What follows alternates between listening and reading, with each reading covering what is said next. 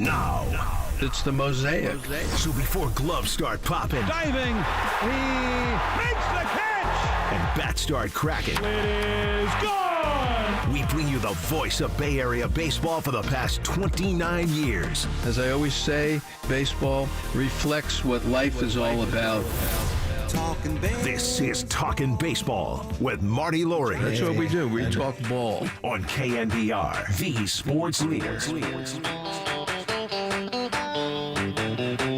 And good morning, everybody. Welcome to Talkin' Baseball on this Sunday morning of Memorial Day weekend. And Raph and I were just talking about Memorial Day, and never lose sight of the importance of what this holiday is all about. Used to be called Decoration Day. Goes back to the Civil War days, when after the Civil War they wanted to acknowledge and respect the people who had given their lives. So they would go to the graves and decorate the graves. And it was called Decoration Day. Even as I grew up, that's what we called it. Now it's Memorial Day. It's the beginning of spring. It's the beginning of summer. It's the vacation time. And it is when baseball really takes off. And I said this yesterday, the alarm clock has gone off. We've got 4 more months of this, and we hit the 1/3 mark today. The Giants are 27-26, and yesterday do what they do best, and that is win games. And they beat the Mets yesterday 7-2, and now today they have a shot to sweep the Mets in New York, which is not easy to do. And we'll talk about New York baseball today with Bruce Jenkins and Glenn Kuiper. And Evan Webeck, who will be joining us about winning games in New York. It's not that simple to do it. But the Giants got it done yesterday, and once again, they get the run late in the 9th inning to tie it up 2-2, and then break it open in the 10th with 5 to eventually win the game 7-2. So 7-8-1 for the Giants yesterday.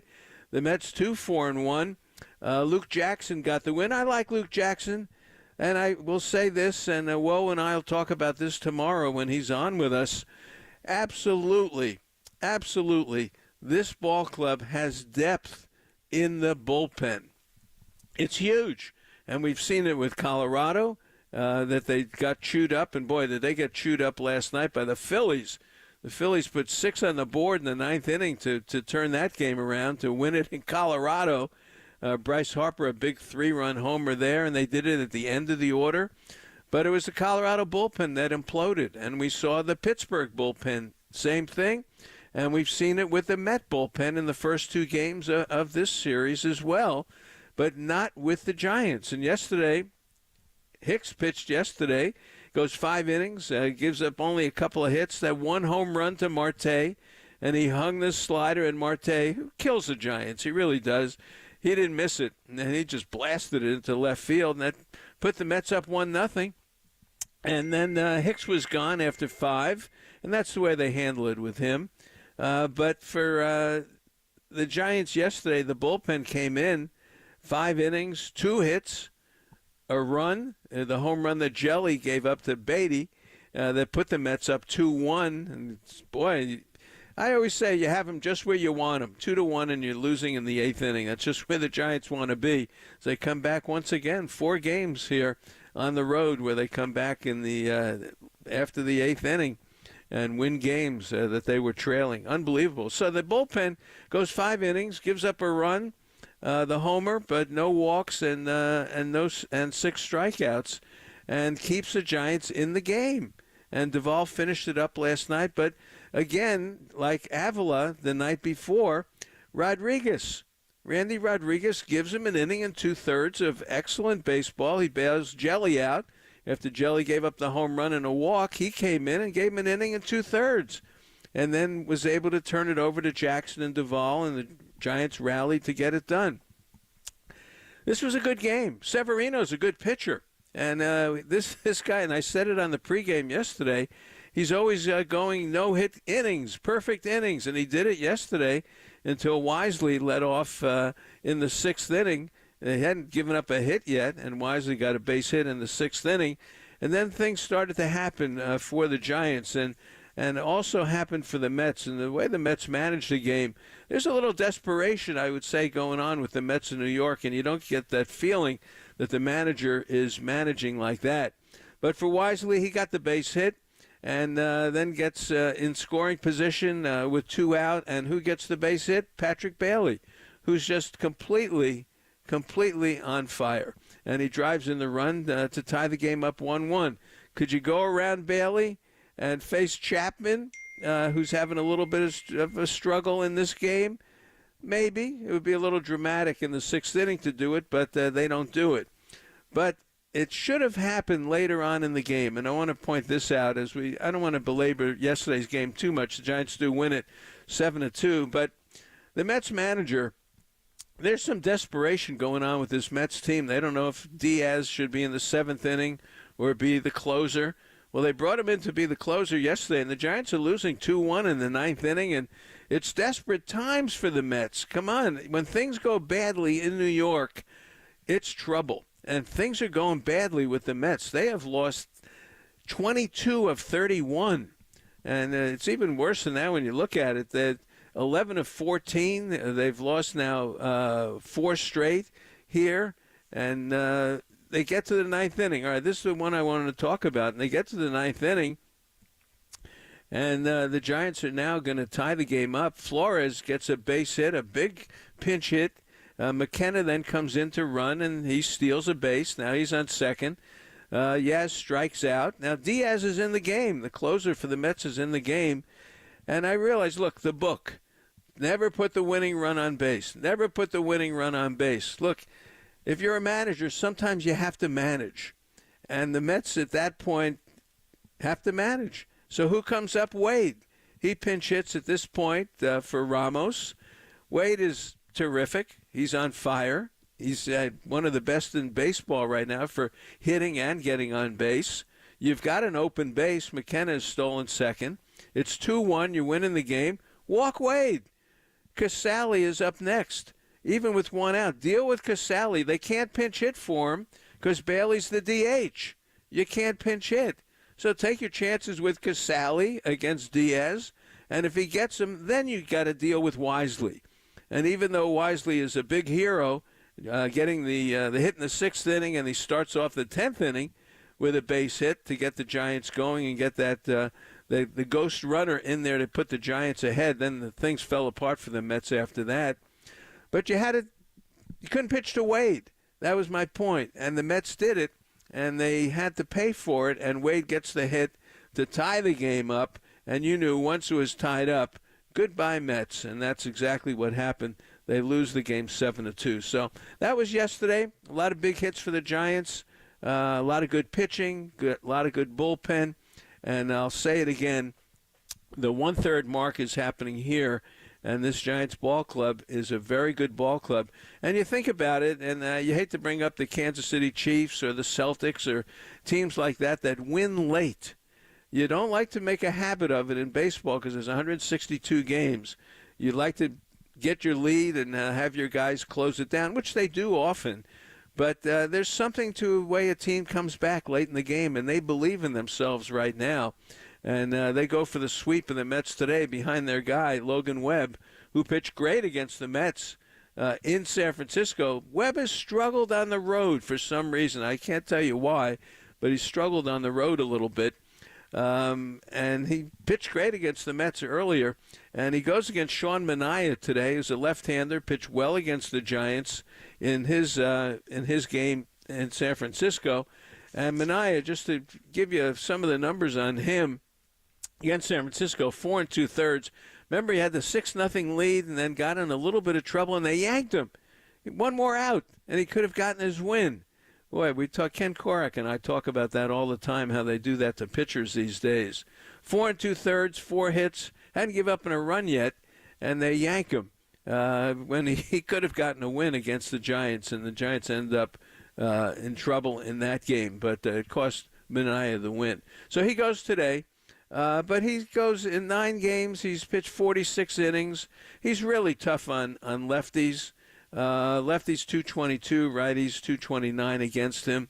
But in 9 games, 46 innings, that's 5 a game, 21 walks, 41 strikeouts. He's been very, very effective for the New York Mets. And Sean Manaea, 32 years old, the big left-hander from Indiana.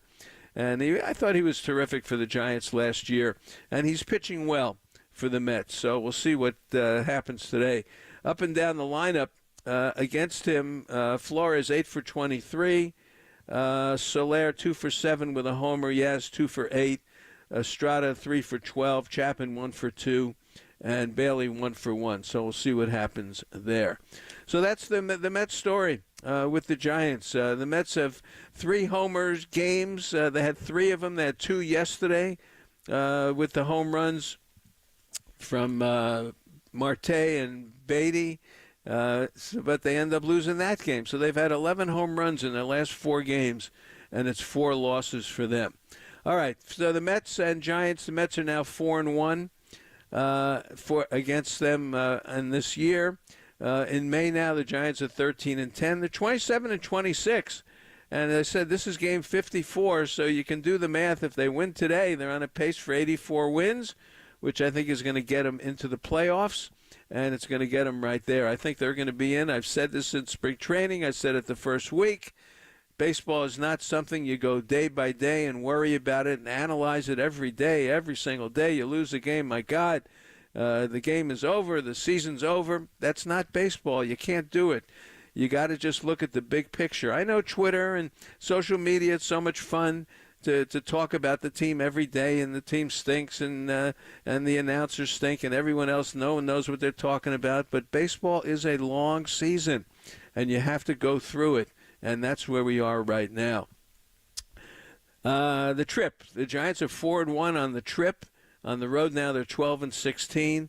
The Mets yesterday 0 for 13 with runners in scoring position, and that's winning baseball for the Giants. And that's why the bullpen is doing a great job and why Hicks did a great job. Heck, he had Lindor led off the game yesterday with a double, and then Hicks shuts it down and gets the outs when he needs it. Luke Jackson gets the outs when he needed it with a runner on third and less than 2 out, and that's what the Giants do. The Mets were 0 for 13 yesterday with runners in scoring position. All right, the National League West. Dodgers have lost 4 straight. Yes, the Dodgers are not hitting. Buehler got beat yesterday. Not terrible. Paxton got beat the night before. They've lost 4 straight, and they've got Yamamoto today against the Cincinnati Reds, and Suter, I think, is going for the Reds today. But the Dodgers are 33-21, and guess who's in second place in the National League West? The San Francisco Giants. 27-26. They're 5.5 back. 5 back in the loss column, and I'm telling you, you got 108 games to go. Anything can happen here. But they're ahead of San Diego. They're a game ahead of San Diego, and they're a game and a half ahead of Arizona. San Diego got blasted. Aaron Judge, another big home run for him. He's homered, 4 straight games, something like that. Number 17 for him. Cease gets the loss. Stroman, a great game. We get the Yankees next weekend. Probably see Stroman next weekend. And they beat the Padres yesterday. Big crowd, 44,000 there. Arizona got a win yesterday over the Miami Marlins, 3-2. A big crowd in Arizona yesterday. As Montgomery, good game for him, but Arizona's 2 games under 500. So a lot going on in baseball, and we've got so much to talk about. This is going to be a lot of fun today. But, boy, Brett Wisely doing a job. And Luciano, the kid, he tries. He's not a natural shortstop, and with all the million things that could go wrong with him, we seem to find them. You know, in baseball, they always say the ball will find you.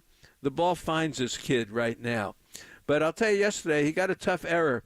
Estrada shoveled the ball to him, and he was like 2 feet away. And he shoveled the ball, and I'm holding my baseball here like Mike does.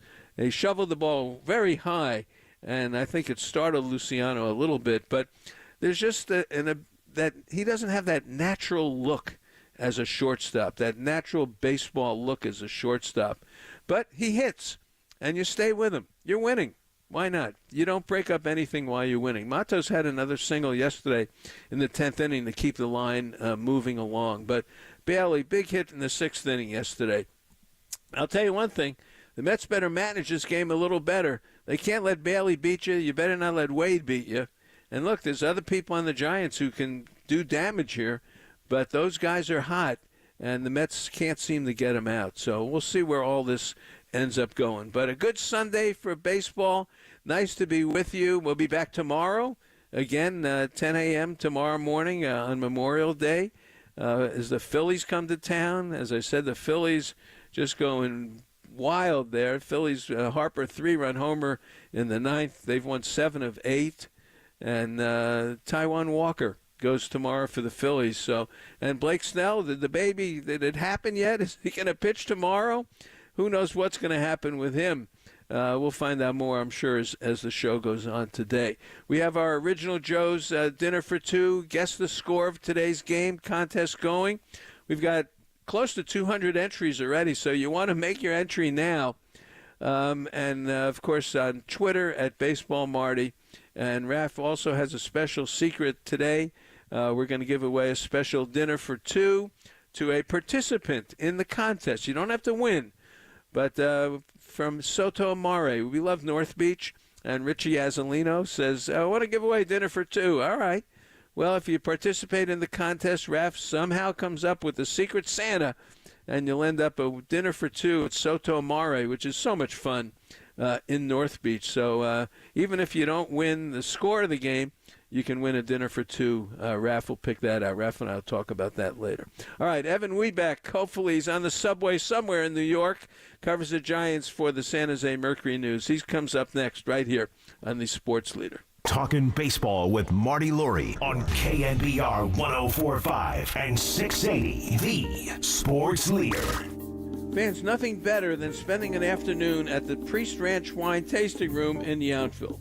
You can relax as you enjoy a selection of limited production estate wines paired with local artisanal cheese and charcuterie. Your host will guide you through each unique pairing while sharing the incredible story of Priest Ranch. Now, while you're there, you must try the food at our new restaurant, The Kitchen at Priest Ranch. It's right next door to the Priest Ranch Tasting Room and serves amazing, fast, casual food.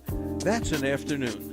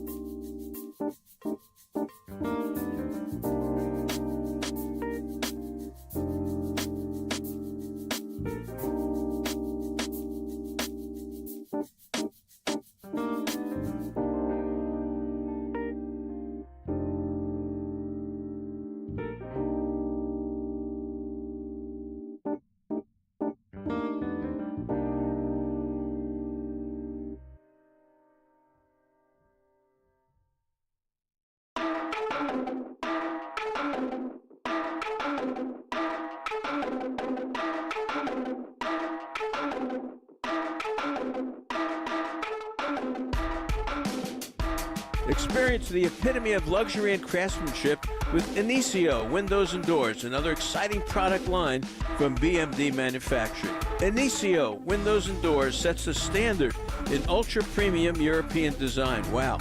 For the most demanding American building standards. Available both in steel and aluminum, they are meticulously engineered to elevate your living space to new heights of sophistication. Learn more about Inicio Windows and Doors today. Discover the perfect blend of European beauty and style with unwavering durability and strength. Visit InicioWindows.com. INICIO Windows.com. Inicio Windows and Doors, where European design meets American craftsmanship.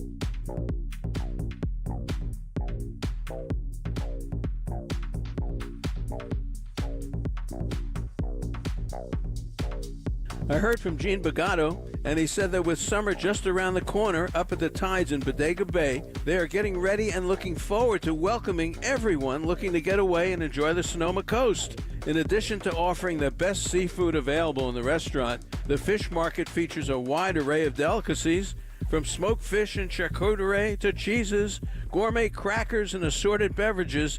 Everything one needs for a picnic at the beach. Boy, that sounds terrific. And if you're looking to stay a while, the Inn at the Tides with its spacious, updated rooms is there waiting for you. So if you're thinking about planning a summer getaway, not too far from the Bay Area, remember the Tides Wharf and the Inn at the Tides in scenic Bodega Bay. I'll see you there.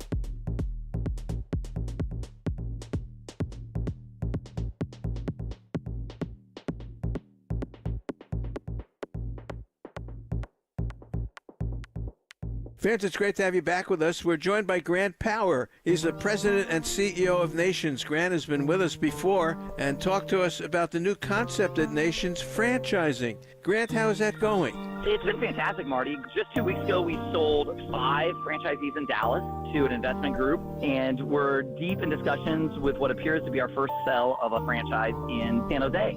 Grant, how does someone get in touch with you to discuss this even further?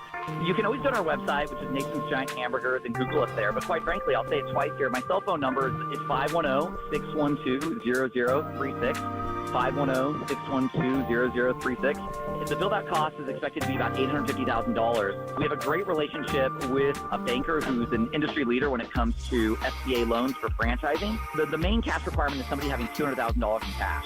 The good news at the start of this process is almost all of the best locations are still available.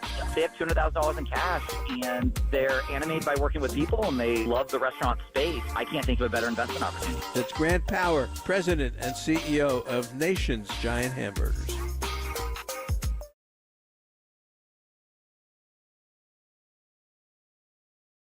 And here's Reed Foley. Swinging a ground ball up the middle. Base hit. Center field. Third hit in a row for Wisely. Coming around third, Casale, and he scores, and the Giants have gone ahead for the first time today. 3-2 Giants. Giants fans, there's no better way to set the game day table than talking baseball with Marty Laurie. Marty keeps rolling on KNBR, the sports leader. All right, great to have you back with us. We're waiting for Evan Webeck. He covers the Giants for the San Jose Mercury News, and he's on the subway. as Susan was yesterday, heading out to Citi Field, so he's going to let us know. It should be another minute or two. But I'm glad we played that clip, Raph. Nice job playing that clip about Wisely. You know, he had a good spring training. He did. He's a tough kid. He really is. He's a tough kid. Came over from Tampa, and Farhan did a good job getting this kid. He's very versatile. Look, he's playing shortstop now. He's not a natural shortstop. Plus, they put him at first yesterday. At some point, they had him there. He'd never played first base before. He didn't have a glove. He had to use Wilmer Flores' glove. But he got that big hit off Severino to get it going yesterday. It was a pitch up and away. And, all right, Evan Webeck is ready, Raph, if you want to call him. But he got that big hit to get it going against Severino in the 6th inning. And then, as John just described it, in the 10th inning, he got the hit to knock Casale in, who can't run at all. And Wisely came through with that big hit, and then the Mets imploded after that error. And don't forget Yaz. He had the triple, and he blasted it. And the Mets didn't play it very well, got away from them, but he unloaded the bases, as they like to say, with a 3-run triple, and that really iced the game yesterday. So that was a nice job by Yaz. And Flores got that inning started, and he was in trouble.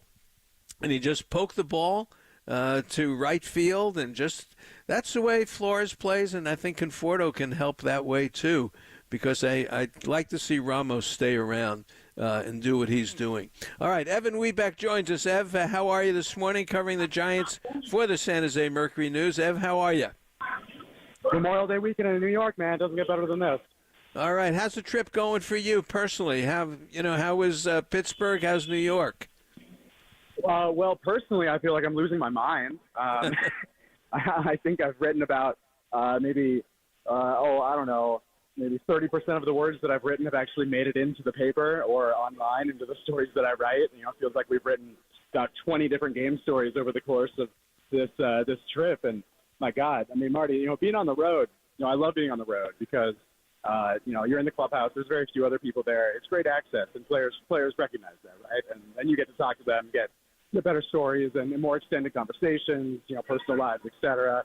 And usually that results in me churning out a lot of stories when I'm on the road and some more interesting stuff than when we're at home. But if you look at my bylines on my author page, and just game story after game story, because I am exhausted writing these game stories, Marty. It's crazy. It's not just it's not just taking it out on the fans' hearts and the stress levels, cortisol levels. Mine are through the roof too.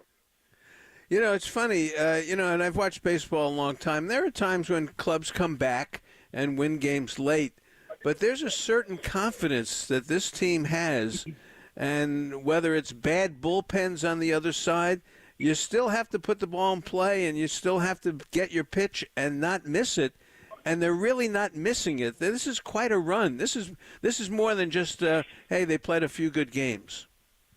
That's absolutely true. I mean, the Giants have faced a fair share of bad bullpens over the last few years, and they haven't done anything like this. In fact, they haven't really done anything like this, at least since, depending on, whatever your search terms are, you could say 4 straight comeback wins on the road. It's the first time they've done that since 1997, 9th time in franchise history. I mean, they said even more baseball history with some of these bigger comebacks, 4 runs, 5 runs, especially being on the road. It's just something that really hasn't been done in baseball history, or very often, I should say.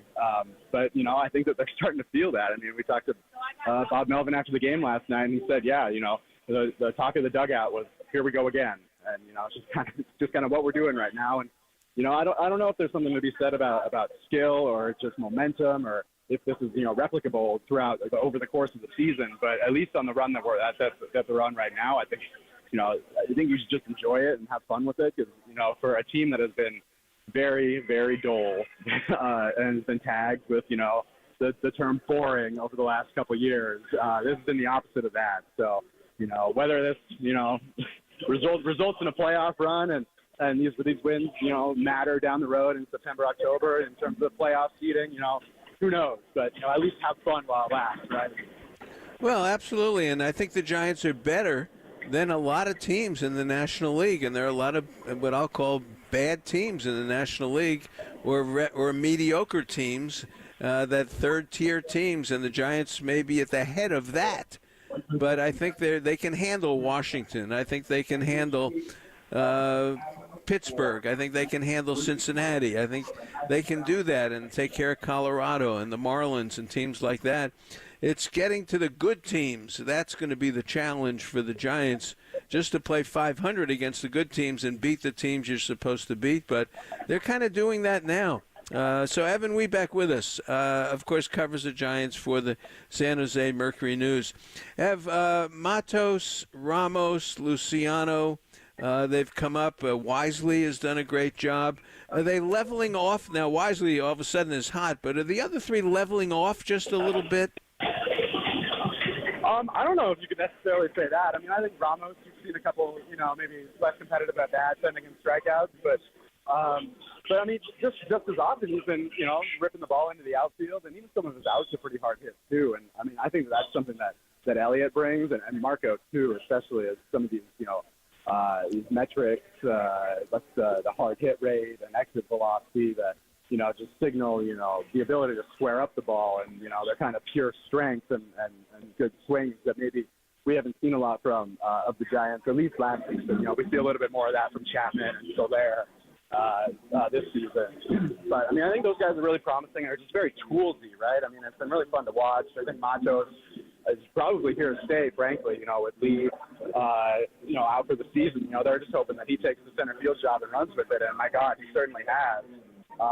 Ramos and Luciano, I think, are a couple different, maybe a couple different cases. They really like to bat with Luciano, and I think he's had some really great at-bats, just in terms of the quality and pitch selection, laying off, working deep into the count. But the defense is becoming an issue. It almost like it's 5 errors in 5 games, and 4 of those would come in the 9th inning or later. It almost feels like it's a case of the yips and almost a mental block at this point, because it's not difficult plays that he's messing up. It's not a case of, is this guy going to stick at shortstop because he can't range so far to his left or into the hole. It's not being able to catch a toss from Tyro, or putting his glove on the ground the wrong way and getting kind of in between himself. So I think it is maybe hitting a breaking point a bit, and we have seen Brett Wisely get a little bit more run at shortstop here. Got the start yesterday and obviously came up with 3 big hits. Maybe not the prospect and the potential that Luciano has, but in the short term, potentially a little bit more stable option here at short. Now today, lefty on the mound, Sean Manaea, old friend. I wouldn't be surprised to see Marco out there again, just because the righty and lefty matchup. But I think it's something that the Giants are going to have to take into consideration going forward. How much they can play Luciano at shortstop, at least in the late inning. It's funny, and I'll say it again. I said it at the beginning of the show. The depth of the bullpen for me is just enormous right now. Rodriguez comes in and gives you an inning and 2/3. Avila the night before gives 2 innings and keeps the game where it should be. Rodriguez kept the game where it should be and allowed them to come back. Bob Melvin right now can go to anybody in the bullpen, including, I guess, Drew Pomerantz if he needs him, of anyone, and that sets them apart from a lot of other teams now, the depth of the bullpen. Well, I think the emergence of Rodriguez in particular has been quite a development. This is a guy who throws triple digits consistently, can throw multiple innings at a time. And sorry, we are on the subway now and getting a little background noise. All right. Yeah, Rodriguez. Right. Rodriguez has been, obviously on the Giants' radar forever. He's been on the 40-man roster for I think 3 years, and people were starting to wonder, is this guy going to be able to, crack the big leagues, and find that potential? Because if he hadn't, when you've been on the 40-man and taken up that spot for so long, you don't know how much longer you're going to be able to, hold that spot as guys, kind of get churned through. But, the whole thing with Randy was throwing strikes. He's always had that nasty fastball, breaking stuff combo, but he'd never been able to throw strikes. And then lo and behold, I was talking to Pete Patilla, who's on this trip, and he said, about a month into the season, he was looking at the in-zone percentage of every single pitcher in their organization, at every level. And the number 1 guy in zone was Randy Rodriguez. And when you couple that with the pure stuff that he has, it's a pretty nasty combination. Bob Melvin said it's closer material. And obviously they've got a guy who's closer material in Camilo, but, looking a year or two down, into the future, you can see Randy taking down maybe back end, high leverage innings for sure. Well, that happens in baseball. And I'll go back. I know the Yankees are coming in next weekend, and you could go back to the great Mariano Rivera setting up John Wetland at some point. And then they become, the closer. And this kid could be a closer. So I like it. I like what I see. And in spring training, the scouts were all over him, and they liked him a lot. Yaz had a big triple yesterday, and they're very patient with Yaz, aren't they? Very patient, although you did start to see that patience maybe come to start to diminish a little bit. I think it was the night earlier. Yaz got pinch hit for against the lefty, and they brought in. That was just Ryan McKenna coming off. It's not Austin Slater coming off the bench. To face the lefty. And McKenna doesn't have the insane splits either, like Slater does. So I think in the spring, Bob talked about how they were going to give Yaz everyday opportunities. They wanted to see him play against lefties and kind of give him the chance to take on that full-time role. It's been kind of tough sledding for Yaz this season. It feels like he's always been kind of a streaky player. It felt like maybe there were some longer hot streaks that he would get on, and maybe shorter cold streaks, and it's maybe been a little bit of the opposite this season. But I think ultimately when it comes down to Yaz, the Giants, what they get offensively is almost entirely extra in addition to what he brings defensively, because that's where he really brings the value, especially now that he's playing right field every day. Just remember in 21, he was the Gold Glove finalist in right field, and, I would say he's playing his best defense of his life right now in right field. And, especially when you're navigating an outfield with Matos and Ramos, a couple of rookies, it's nice to have that veteran presence out there who knows how to navigate the grass and he's putting his body on the line too. Yep. Still a dangerous hitter. He had the big home run Friday night that they needed, and yesterday had the triple to bust the game open in the 10th inning. So it's all coming together. It's been a good run. And now it's the Phillies and Yankees and then Arizona and Texas. So the baseball season, as I said, the alarm clock's gone off. We now have a baseball season, and every day is going to be interesting. This is the 1/3 mark, so we'll see if they can win 28 today. Ev, have a great trip. I'm happy that you could be on with us, and I'm looking forward to seeing you when I come up. My pleasure, Marty. Anytime. Okay. All right. That is Evan Webeck, and nice of him to do this with the subway and everything else going on in New York. But more coming up. Glenn Kuiper is going to join us next right here on the Sports Leader. Talking baseball with Marty Lurie on KNBR 104.5 and 680, the Sports Leader.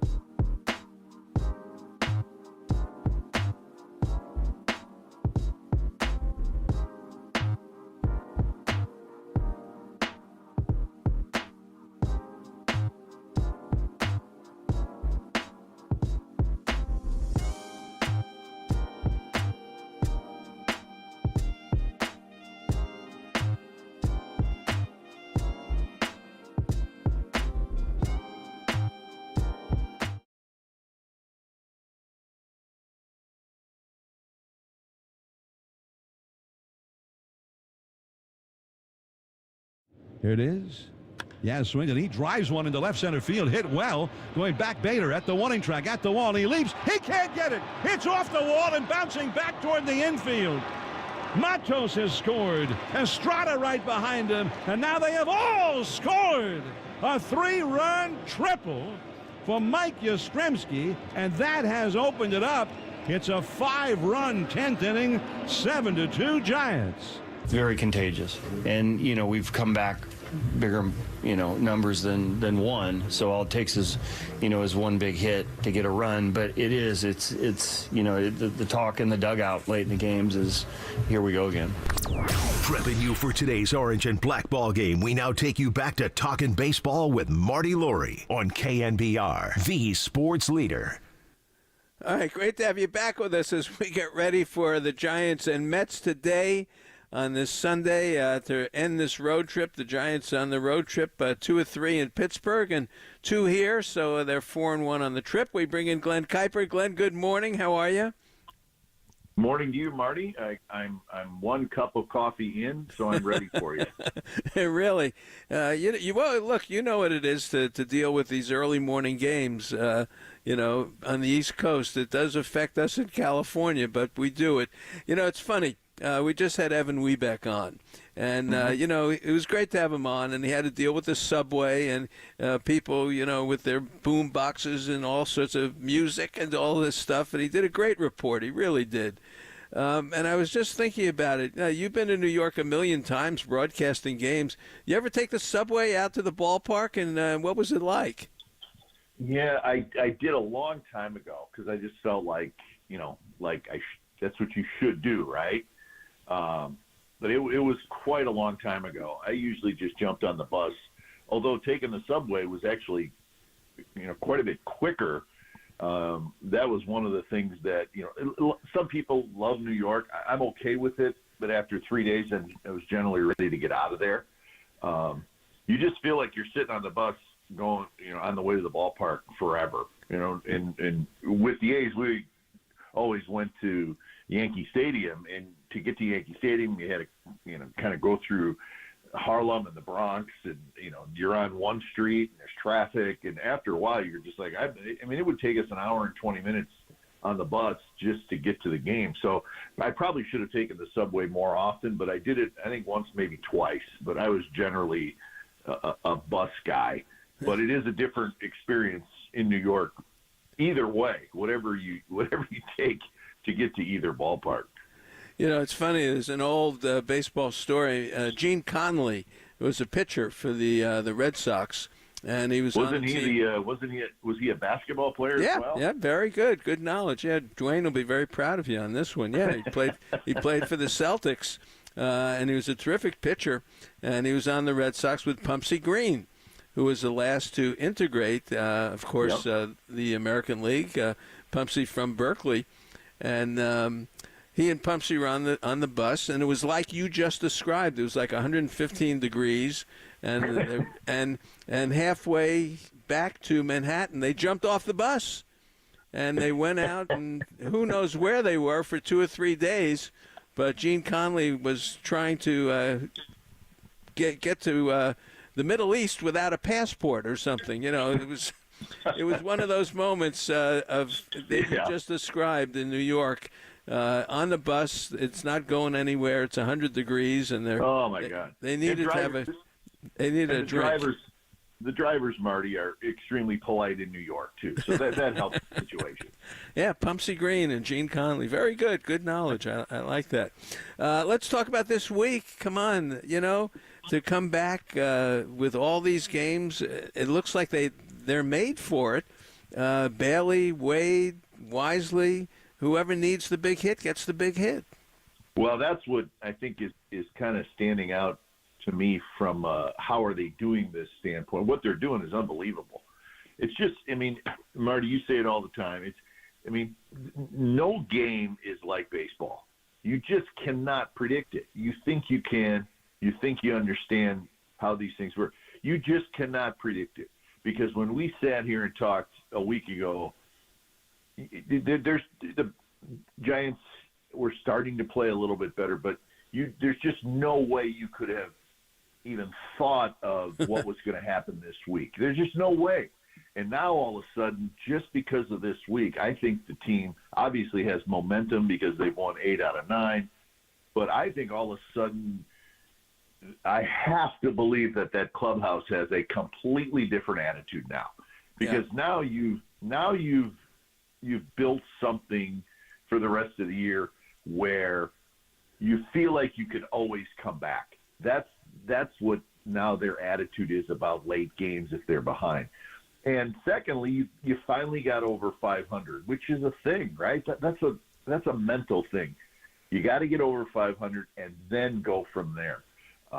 But I just, the thing that stands out to me, Marty, is when you have a stretch like this where you're winning a bunch of games, generally you're getting help from every person on the roster. Yeah, boy, I don't think, and that's absolutely what's happening. I mean, Wisely yesterday, Bailey and Chapman and everybody is contributing. You just cannot have a winning streak like this and win games like they've done without, every guy, every pitcher. The bullpen's been great. Everybody has to contribute, and especially now with the Giants who are still a little bit banged up, and they need everybody. So that's what happens, and that's what we're seeing. I mean, just listen, when Brett Wisely comes in, and he's a pretty good little hitter, but when he comes in and wins you a couple games or has big hits to help you win a couple games, that you're starting to get rolling a little bit. And that's what's happening, and it's been a lot of fun to watch. I tell you what, it's been crazy, but it's going to affect this team moving forward. I don't think there's any doubt, and it'll affect them in a very positive way. Yeah, Glenn, you said something very important, and it brings me back to 2010, 2012, and 2014, and that was, I said it, there were 25 stories. And 25, and this is what this is turning into, and it hit me with the bullpen. Because we saw Avila the other night, the 2 good innings to keep the game where it should be. Randy Rodriguez has done it. You can go up and down this roster. Everybody has had a moment, and that's a winning team. And listen, I mean, we're talking about that after just 54 games, right? So after today, they are at the 1/3 point of the season. But it's not even June 1st yet, and we're sitting here talking about how almost every person on this roster so far has had a say in winning games, and there's a lot of baseball left. So I think it speaks a little bit about the depth, and I think the front office deserves some credit for that. I know, people they jump quickly to criticize Farhan and the people who work for Farhan. I think sometimes that's a little unfair because if you look at maybe the smaller things, and in this case you look at depth in the bullpen, and now you're seeing this depth, with position players because guys are banged up. And I think the front office deserves some credit for that, because there's been years in the past, Marty, even on good Giants teams where maybe there wasn't quite enough depth, and when guys started to get hurt, you really could see it. I don't think that's the case this year. Even with the starters who are banged up, trying to get guys back, but they're trying their best to hold their own, and I think that's going to improve when you get some guys back. But, I think that's quietly something that needs to be acknowledged, that there's pretty good depth on this team now, and it's helped them in the last couple weeks. Oh, no question. And the only one that worries me is a little bit of the starting pitching. Because, look, Hicks went 5 yesterday, and they got him out of there. And, of course, he pitched great other than the home run to Marte. And, by the way, Marte kills Logan Webb. He's 7 for 15. He's always been trouble for the Giants, this Starling Marte. But, look, Harrison, they're not going to push him. Webb today, he's going to give you his game, exactly what you want. Snell is going to give you that 5 or 6 innings whenever he does pitch. Then that last spot, they really don't have that down yet. I don't know what they're going to do. That's the only area that's a little, questionable for me right now. But the depth of the bullpen. See, this is a game of bullpens. This is what baseball has turned into. And you watch what happened. Look what happened to Colorado last night. Come on, the Phillies with 6 in the ninth. It's happening every day. Look at the Mets. Look at the Pirates. This is what goes on. And the Giants have that depth in the bullpen, which is huge because they play a lot of tight games, and you're using the right guys every other day, not every day. Yeah, and I do think, and I had touched with Terry Crowley earlier this week about this. I think at some point soon, there needs to be a little bit of a step up from the starters, and I know the innings thing is an issue.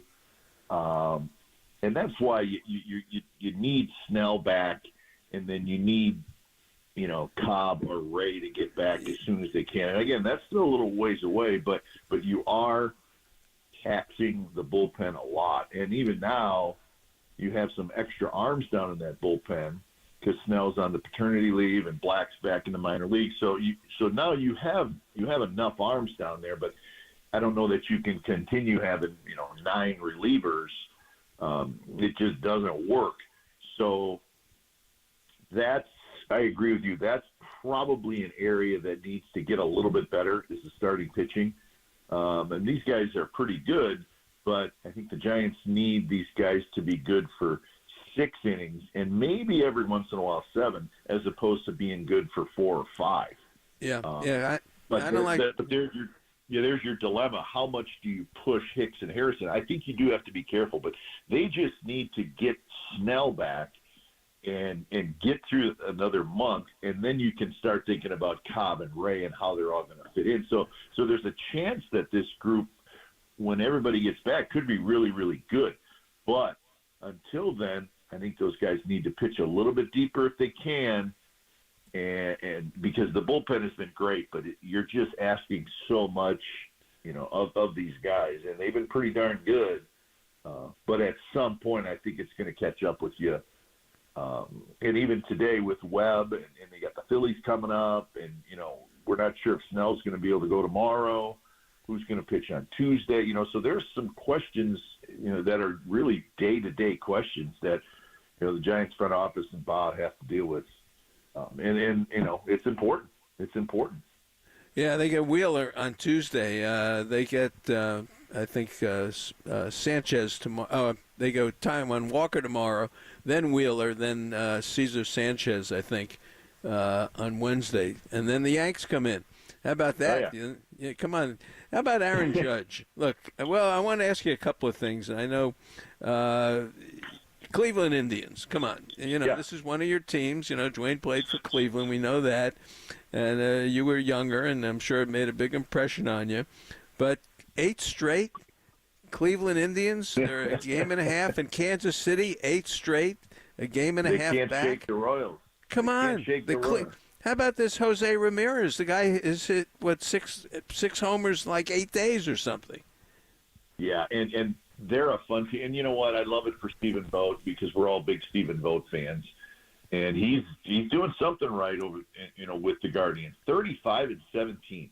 Come and on. The Royals won't go away. The Royals are a game and a half back. But do I have a soft spot for the Guardians? And when I call them the Guardians. Yeah, I do. I thoroughly admit that when we did telecasts from Cleveland, it was a lot of fun.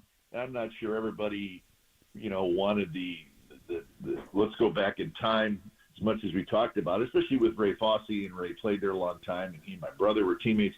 But if you kind of think about it, when Dwayne got to the big leagues in 1974, I was 11 years old, so fairly impressionable. And I just thought the Indians were the greatest thing ever. And again, they were the Indians back then. They're the Guardians now.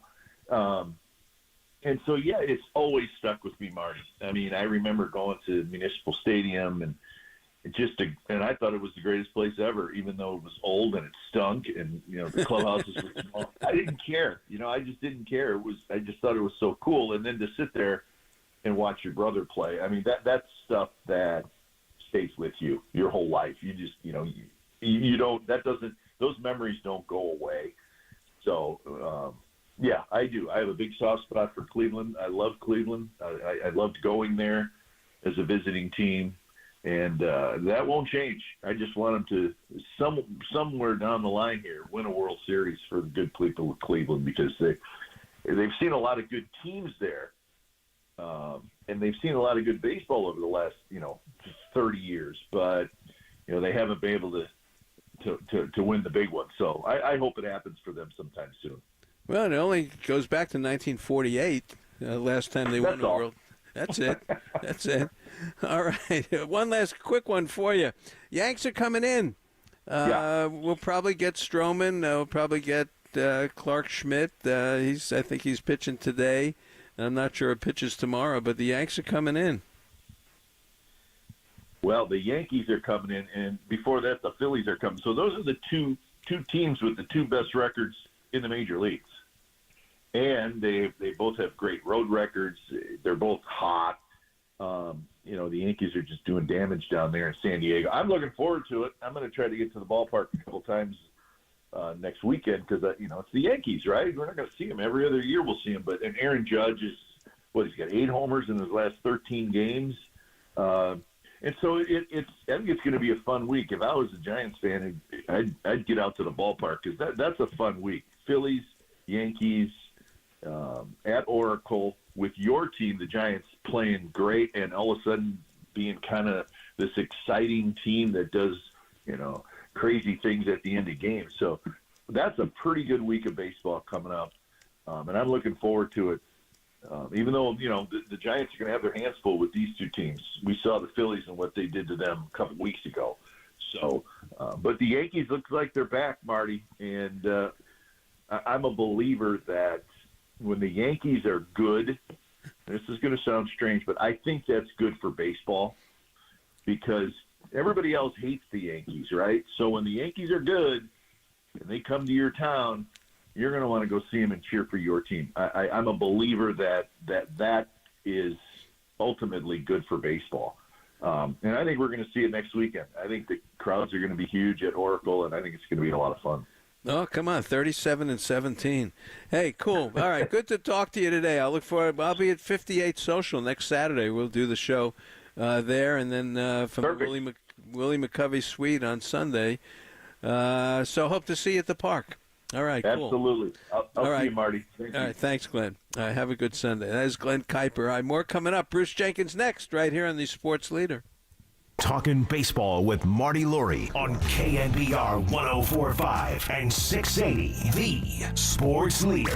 Fans, for great baseball gear, check out Baseballism. The store is located at 3rd and King opposite the ballpark. Whether it's jackets, shirts, hats, you name it, Baseballism is the most unique store I've seen. It is the best. 3rd and King, right opposite the ballpark.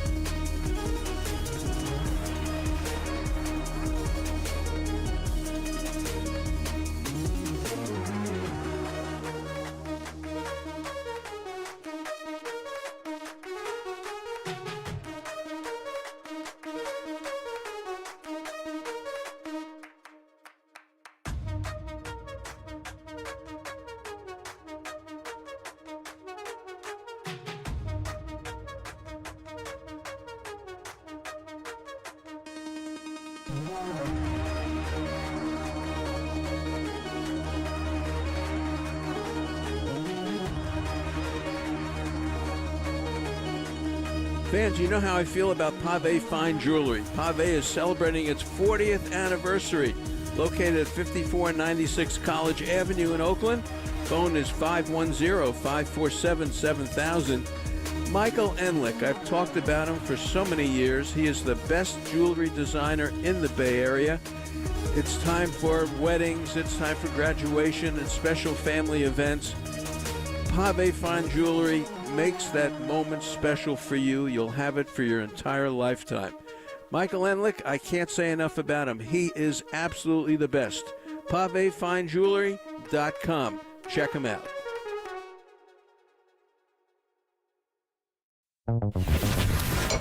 Look through the window of the original Joe's on North Beach and you'll see two guys at the counter talking ball. Time for you to listen in to their conversation. Marty Laurie and the SF Chronicles' Bruce Jenkins are looking through the window of baseball. Sponsored by Original Joe's of North Beach and Westlake on KNBR 104.5 and 680, the sports leader. All right, great to have you back with us as the Giants go to sweep the Mets. Sweep the Mets. Boy, beat the Wiz, as they like to say, right? Wasn't that the commercial? 7-2 yesterday in 10 innings. The Mets were 0 for 13 with runners in scoring position. That's not going to play in New York, Bruce Jenkins. New York baseball, that they don't like that. Oh, my goodness. What a mess. You know, right down to Lindor just standing there and watching a pitch go by and not really explaining it very well later, and yet, you know, another horrible loss. And I guess Gary Cohen signed off yesterday. The Mets TV guy is really good. Like, the sun will come up tomorrow morning, we think, something like that. It may not come up over the Mets. The rest of the world's okay. You know, and I got into it this morning, and, you know, you got to manage in baseball, and everyone goes by the book and, you know, the analytics and all the stuff that we go through. But look, they pitched to Wade yesterday with the game on the line. They didn't have to pitch to him, and he would have been the winning run, putting him on base. There was an open base. And, you know, you got Diaz, who, you know, is a mental case right now. You know, is he going to be okay or not? And you have Casale next, who is Kurt Casale. You know, and then after that you got Wisely, who's a kid who's having a big day. Yes, he was. Mm-hmm. But put Wade on and deal with Casale. And here's this, the manager of the Mets is just looking out there like nothing happened. You got to manage. They're desperate times right now for the Mets. They're unraveling very quickly. Yeah, and I don't think the Mets believe in this guy. He lost me. We talked about it yesterday when he pulled Manaea 1 out away from a shutout or from a win with a 6-0 lead at the Giants Park. He took him out, and you could see it just deflated the whole team. Everybody notices that. The whole team notices what he did to Manaea there, just mindlessly. But yeah, they got a bunch of problems, which is not what you'd say about the Giants right now. It's a real flip side deal. You got a team just in free fall, and the Giants just on a wild roll. Well, you know, here's Rodriguez came in yesterday and did what Avila did the night before, and that, you know, gave him a break of a couple of innings to be that bridge to the guys, that the leverage guys, and they're getting that done. And look, Wisely, Bruce Severino, it seems like every time Severino pitches, he goes 5 no-hit innings, and then something happens. And you know, Wisely had a nice game yesterday. The kid hustles, he's swinging the bat, and he's again a hungry player. And I don't know how it can last, but this kid had a great game yesterday. Yeah, it was a really nice inning. They got no hits going into the 6th, and he breaks it up, and then Bailey singles him in. Both lefty hitters going the other way. The Giants do an awful lot of good opposite field hitting, and that was a good example. They had to break through somehow, and you know, Wisely winds up with 3 hits, and you know, Bailey's been fantastic. There's so many contributions are coming in, and it was they got good performances out of the bullpen from Taylor Rogers and Rodriguez too, as well as Jackson. Those 3 guys, you know, they have so much depth that it seems like they've always got somebody to bail them out. Yep, and it's happening. It's happening. Boy, the Dodgers have lost 4 straight, and let's talk a little bit about the West. You know, look, Yamamoto goes today for Cincinnati. I think Suter probably an opener for Cincinnati today. They finally won a couple of games. The Dodgers have lost 4 straight. Ohtani's hamstring is not perfect. They're not hitting very well, but their pitching has kind of gotten a little softer there. And look, Giants only 5 back in the loss column, and this is the 1/3 mark of the season. We got a long way to go. Yeah, that's serious stuff there. That's within range. The Dodgers, I think they're like 1 for 17 with runners in scoring position, and they did get a decent start out of Buehler yesterday. But Benson homered for the Reds and Steer homered, and Hunter Green, who's really coming on, kind of shut him down. I will say the Dodgers have kept their sense of humor. Did you see what they did to Ohtani on April Fool's Day? No, I didn't see. The Arizona's making a pitching change, and they're bringing in a lefty, and Ohtani comes out to hit, and they go, hold up, and Miguel Rojas comes out of the dugout as if to pitch hit for Ohtani. Ohtani was like, well, he couldn't believe it. Then Teoscar Hernandez started laughing and finally put his head on Ohtani's shoulder. Hey, we're just kidding, and he took it well, but it didn't help Ohtani's hamstring or the team's little slump right now. Yeah, we'll get a little closer to the Dodgers and the Giants, and they're going to get a little nervous, believe me. Yeah. Come on, there's only 5 back in the loss column. The Giants have picked up 4 games in the last 4 days, winning 4 straight, and the Dodgers lost 4 straight. All right, so the Yankees go to San Diego. And, 44,000, 45,000, it's a gold mine of what Petco has turned into there. And here comes Aaron Judge. And the first inning, Dylan Cease, he's decent. Volpe gets on, and bang, 450 feet, a home run for Aaron Judge. Yeah, just what a show those guys put on. And the Yankees' pitching is really coming around. Stroman went 6 good innings. They've had, I think, the last 4 starters out there haven't allowed a run from the rotation. And Garrett Cole pitched a couple of simulated innings and was sharp yesterday. So that's coming around. They're just really scary. And you credit the Orioles. They're just, I think they're only 3 back of this powerhouse, this juggernaut. Great race going on there, and the Orioles continue to pull out big wins like they did yesterday. But I'll tell you, as we've said, Judge, Soto, and Stanton, and then you put Rizzo in there, and who knows who else is going to go deep. And boy, that's such an entertaining team. Well, this Clay Holmes is 15 saves already. The bullpen's been terrific, but here's the stat. I wrote it down. New York starting pitching, 13 straight games. The starters, 5 innings or more, 2 earned runs or less, and they've done it for 13 straight games. The starting pitching, how about that? Yeah, that's going to work. I mean, that's really exceptional stuff, and I think they've got that kid Luis Gil. Oh yeah, he pitched He's out of the Dominican Republic. He went 6 1/3 one-hit innings against Seattle earlier this week, so he's in the mix there. And Clark Schmidt, they said he was tipping his pitches in the last outing, but I guess he's fixed that. And so they just have an awful lot going on. You can just imagine what the tabloids are doing with the Yankees versus the Mets. Well, that's what I'm saying. The Mets, they're desperate times with the Mets, and this guy's got to start managing. I don't think he'll last the season. I don't think he'll manage anywhere again. He'll be in baseball, but I don't think he was cut out to manage. Boy, interesting. This Gil, Gil, they're talking about innings for him because he's a kid, and they don't want to extend his innings. They're talking about putting him in the bullpen, making him a Mariano Rivera coming out of the pen. Yeah, well, he had a 14 strikeout game in 6 innings, so the stuff is there. If that's the kind of stuff he's going to bring out of the bullpen, it sounds like they've got enough depth to where they could do that with him, and that would be, obviously just unbelievable to have him in there, setting up Clay Holmes. Ridiculous. Randy Rodriguez, I brought this up with Evan Webeck. I'm trying to think who it was. The bullpen for the Giants. Okay, Randy Rodriguez. He comes in the 8th inning, and he's really a closer.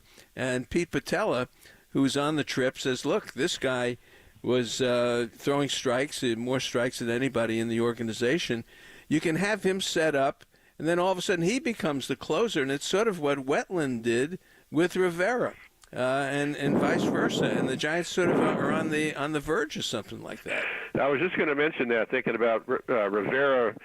When they had Wetland setting him up, Wetland, it kind of went sour for him. But at that time, he was just about unhittable. This right-hander coming out, and he just shut down people time after time. And then Rivera comes after him. I mean, devastating stuff. And Rodriguez he's really coming on. This stuff is there, and you wouldn't have to lean on Doval, so often.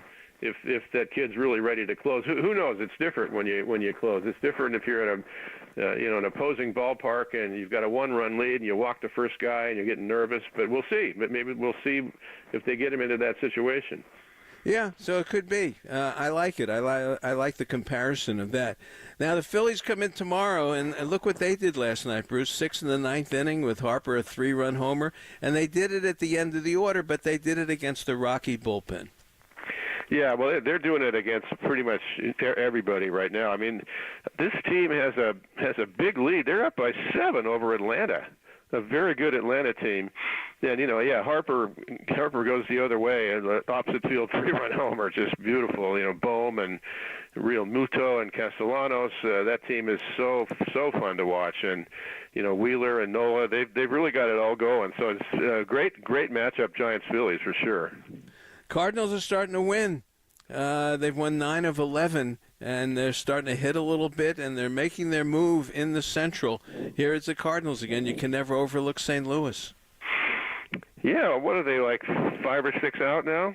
Something like that. I mean, it's been Milwaukee and the Cubs. Milwaukee's up 3.5, but I like to see it. I've always been. Both of us are fond of the Cardinals, the way they're consistently good, and things are really sort of seeming to fall apart there. The general manager was under fire. The team wasn't playing well. The morale seemed to be shot, this and that. But they got it together. They're the Cardinals, and they never seem to go away. Brandon Crawford's in there, and the kid playing shortstop ahead of him is really good. He's got a great arm. He can hit, and he's a really good guy.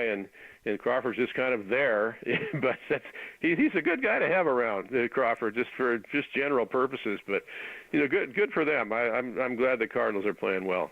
Yeah, Lance Lynn, Sonny Gray, and Gibson is giving them some good innings as well, and they're starting to win. And Newt Barr got a big hit, and Gorman is starting to hit a little bit. So Cardinals have won 9 of 11. So we'll see where they go. Looking at Arizona, I didn't realize this. They've won 11 of 18, so they're starting to win a little bit, and they've got the Marlins there, and we'll see where.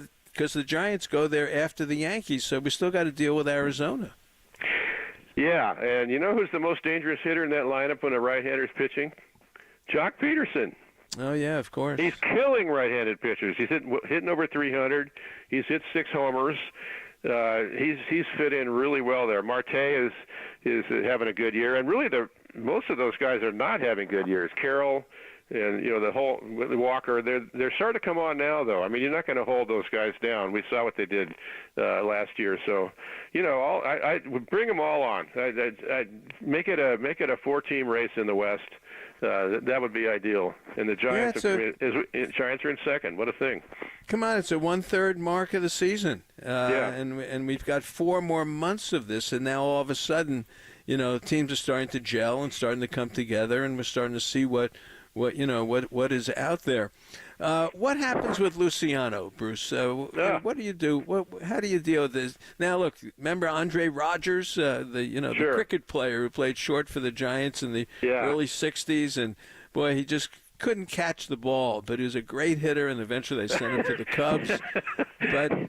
But it's kind of a drawback as an infielder, on your scouting report, can't catch the ball. That's never good. He just kept he couldn't. And they tried and tried with Andre Rogers, the cricket player from the Bahamas.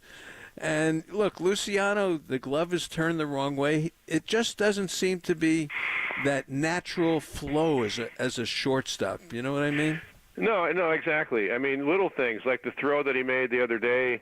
He hit the guy in the back. You know, if a little more accurate, you get it out there where it's going to hit the first baseman's glove.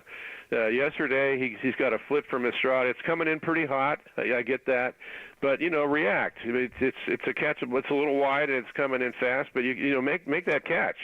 You just have to do that. That's part of the deal. Quick reactions are all about shortstop, and he keeps making errors in the ninth inning. However, I don't say get rid of him. That would be a devastating thing for him. The team's going good. It's not like they've lost 6 in a row and he's failing at shortstop. He's going through a trial right now. I still say I want to see him out there for several more games. I want to see him get through the ninth without an error.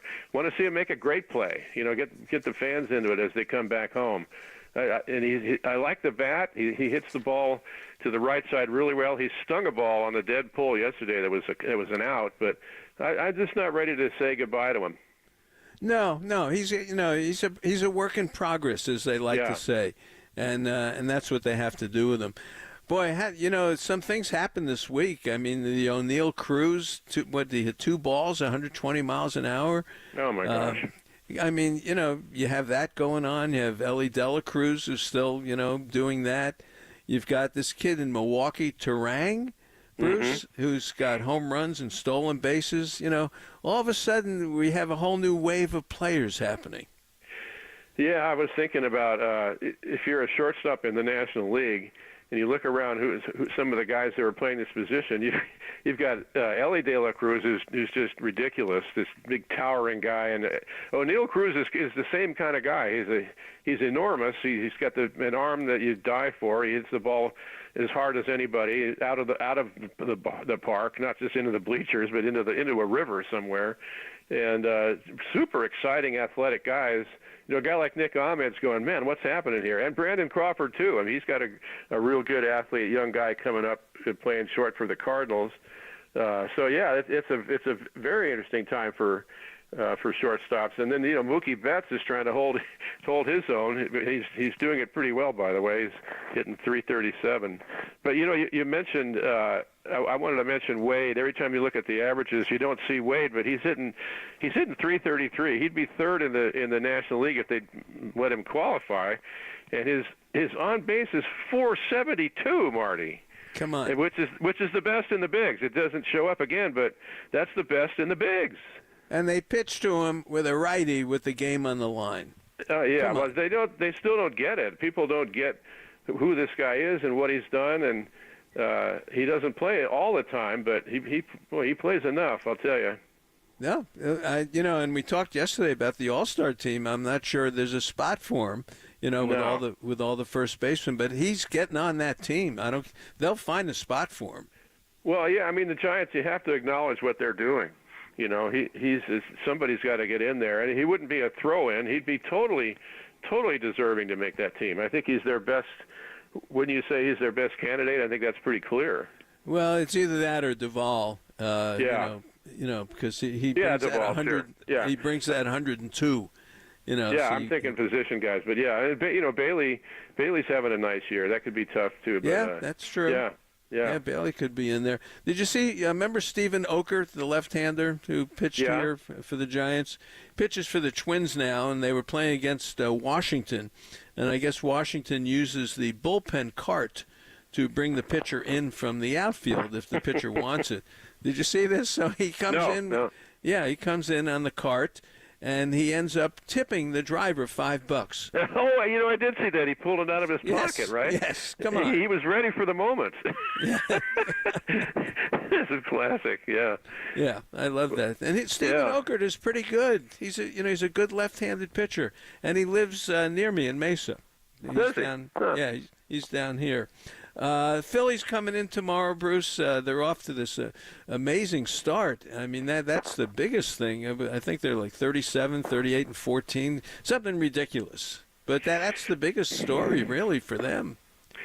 Yeah, I just hope we get an umpire who knows the deal. This guy Bruce Marsh threw out Harper the other day in the first inning. I mean, you come out. If I go to see the Phillies, it's mostly there's a lot of guys I want to see, but mostly Harper. I mean, this guy's a treat to watch play. So he's up there in the first inning. He's rung up on a third strike, and he flips his helmet down, and that he gets away with that. Then he just has a very quiet conversation. Nobody would have any idea that anything's going on, and the guy throws him out of the game. Okay, well, we get to watch Bruce Marsh now for 8 innings. So let's have enough of that. Yep, amazing that they do that. I can't wait to see Harper play. Harper is having that season again, Big 3-run homer last night. And the other one is Alec Bowman. We'll talk about it tomorrow, Bruce. He's our doubles leader now. He's getting close to 20, and we're only at the 1/3 mark. You know that. Yeah, he's terrific. He's second in RBIs to Ozuna. He's got 46 RBIs.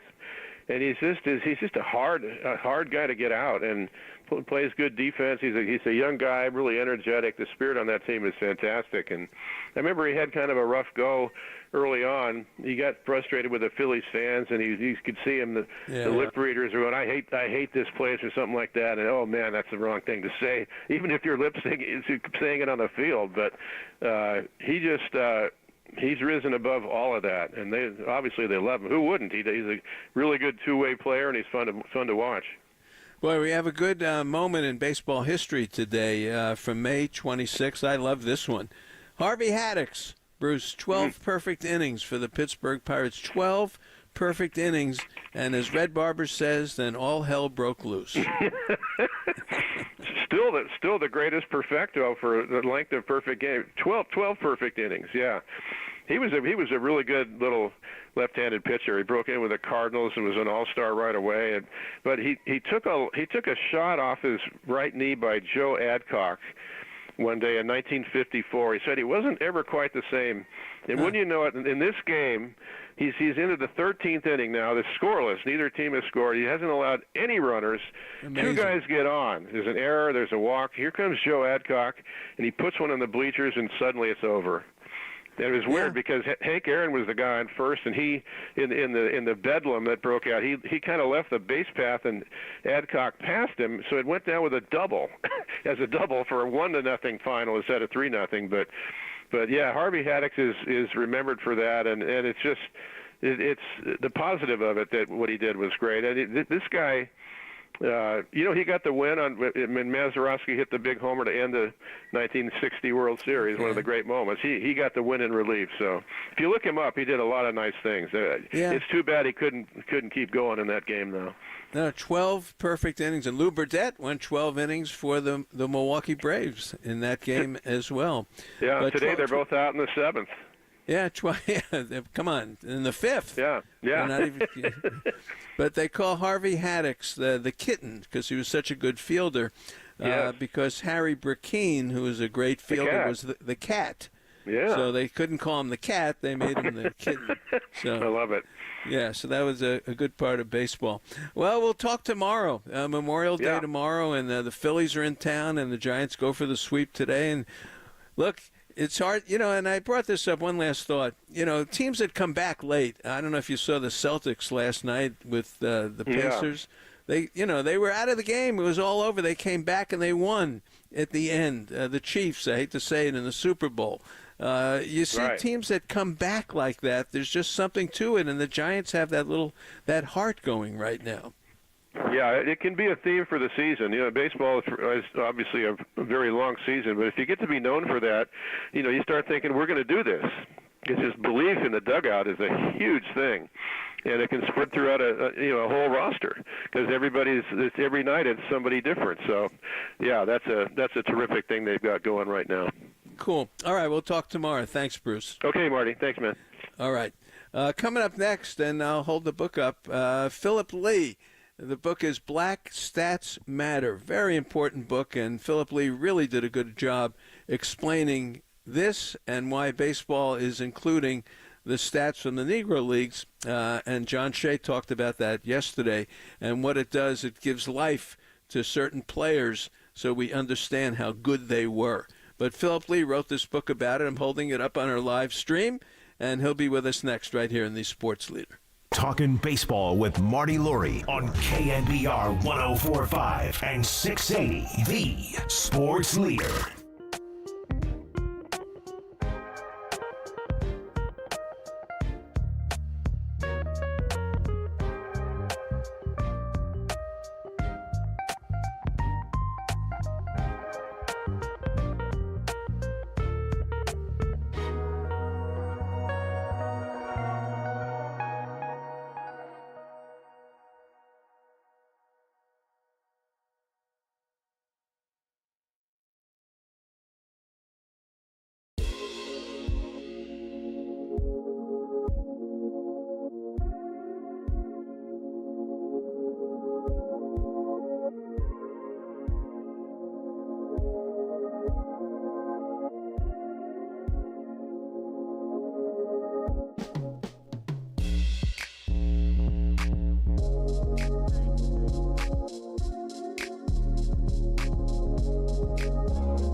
Fans, I'm coming up to the Bay Area to see some Giants baseball. It also means I'm going to see Sonny from A&H Transportation. A&H Transportation, the East Bay's finest, serving the Bay Area since 2007. If you need to be picked up at the airport, it's 24/7, taken to the airport, San Francisco, Oakland, San Jose. Whether it's wine tours, concerts, game events, medical appointments, Sonny and A&H Transportation will take care of you just as family would. Give them a call, 925-200-2824. You can check them out on the web, ah4limo.com. Email them, ah4limo at ah4limo.net. Sonny, I'll see you soon.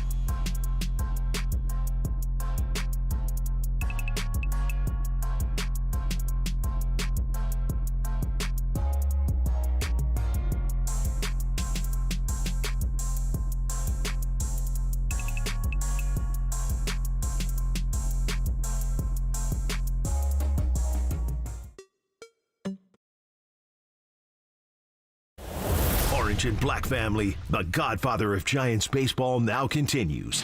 This is Talkin' Baseball with Marty Laurie on KNBR, the sports leader. All right, great to have you back with us as we get ready for Giants baseball today. As I said, I'm holding you up on our live stream, YouTube. You go there, KNBR, the live stream. And the book is Black Stats Matter. It's written by Philip Lee, and it's put out by McFarland, and it's integrating Negro League numbers into Major League records. Philip, it's a pleasure to have you on the show. How are you? Thank you, Marty. It's a pleasure to be with you. I'm absolutely fantastic. Yeah, good. Tell us about the book and why did you write this book? Now, you're not black, but this is a very important subject, and I like the background of how you got into this story and why. So go ahead. Well, when I was younger, I was very fortunate in that I lived in a town that happened to be pretty much exclusively white, but the librarian at my high school routinely ordered all the books that appeared on the American Literary Association's most banned books list. And a lot of those books were written by black American authors. And so I became really interested in the writers of the Harlem Renaissance. I started reading Langston Hughes and Gene Toomer and Richard Wright and Ralph Ellison. And I also had a grandfather who was quite an accomplished baseball pitcher, and prior to World War II had a verbal contract with the Cleveland Indians, although he chose the Navy after Pearl Harbor, like a lot of patriotic Americans did. And so I had a love of baseball. I became interested in Larry Doby as a baseball player, and was looking through some materials at a public library one day, and it said that he had hit a home run in his final Negro Leagues at bat on the 4th of July, 1947. And I said to myself, Negro Leagues? Now, this is back in the 90s. This is before the Negro Leagues were a common topic of conversation. Started to look into it, enjoyed what I saw, started doing some research, and eventually conceived of the idea of writing a book to ask Major League Baseball to declare Negro League statistics as Major League statistics. Major League Baseball preempted me on that, to my delight, declaring in 2012 that 7 Negro Leagues that operated between 1920 and 48 were going to be regarded henceforward as Major Leagues. And the backlash in the media was incredible to me.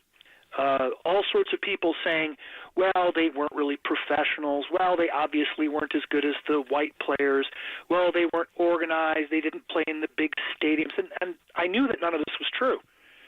So I decided to write a book affirming that these players were, in fact, major leaguers. And instead of just saying that, which a lot of pundits were doing, I decided to try to prove it mathematically and logically.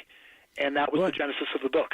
Well, fabulous. It's such an important subject. And John Shea was on yesterday talking about the Elias Statistic Bureau, and they're going to accept the stats from the Negro Leagues that come from box scores.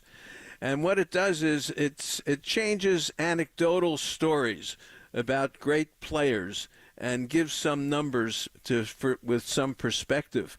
But how do you answer the question about was it a major league? Why should they be considered the same as the American League or National League? How do you answer that? Well, first of all, a lot of baseball that's considered major league and the stats from which are considered major league stats was incredibly amateurish in quality, particularly prior to the dawn of the 20th century. You've got players coming up to bat with fence railings. You've got players being chased in the outfield by dogs and horses.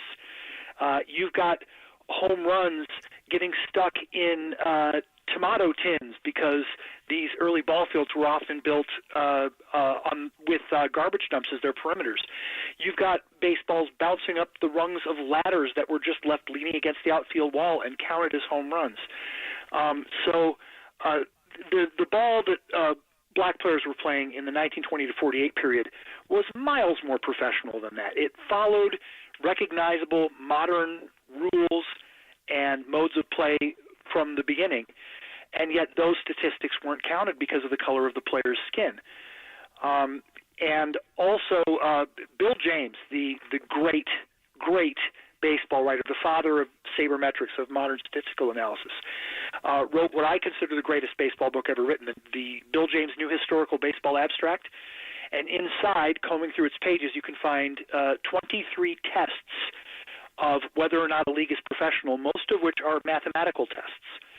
And I subjected the Negro Leagues to those tests. There's, in fact, a chapter of my book called Mr. James's 23 Tests. And of those 23 tests, the Negro Leagues failed to meet one, and that was player height. And other than that, the Negro Leagues just down the line were downright professional as anything that's called Major League Baseball. You know, it's funny, in reading the book, I love the book. It's so well written, and the arguments are very well made.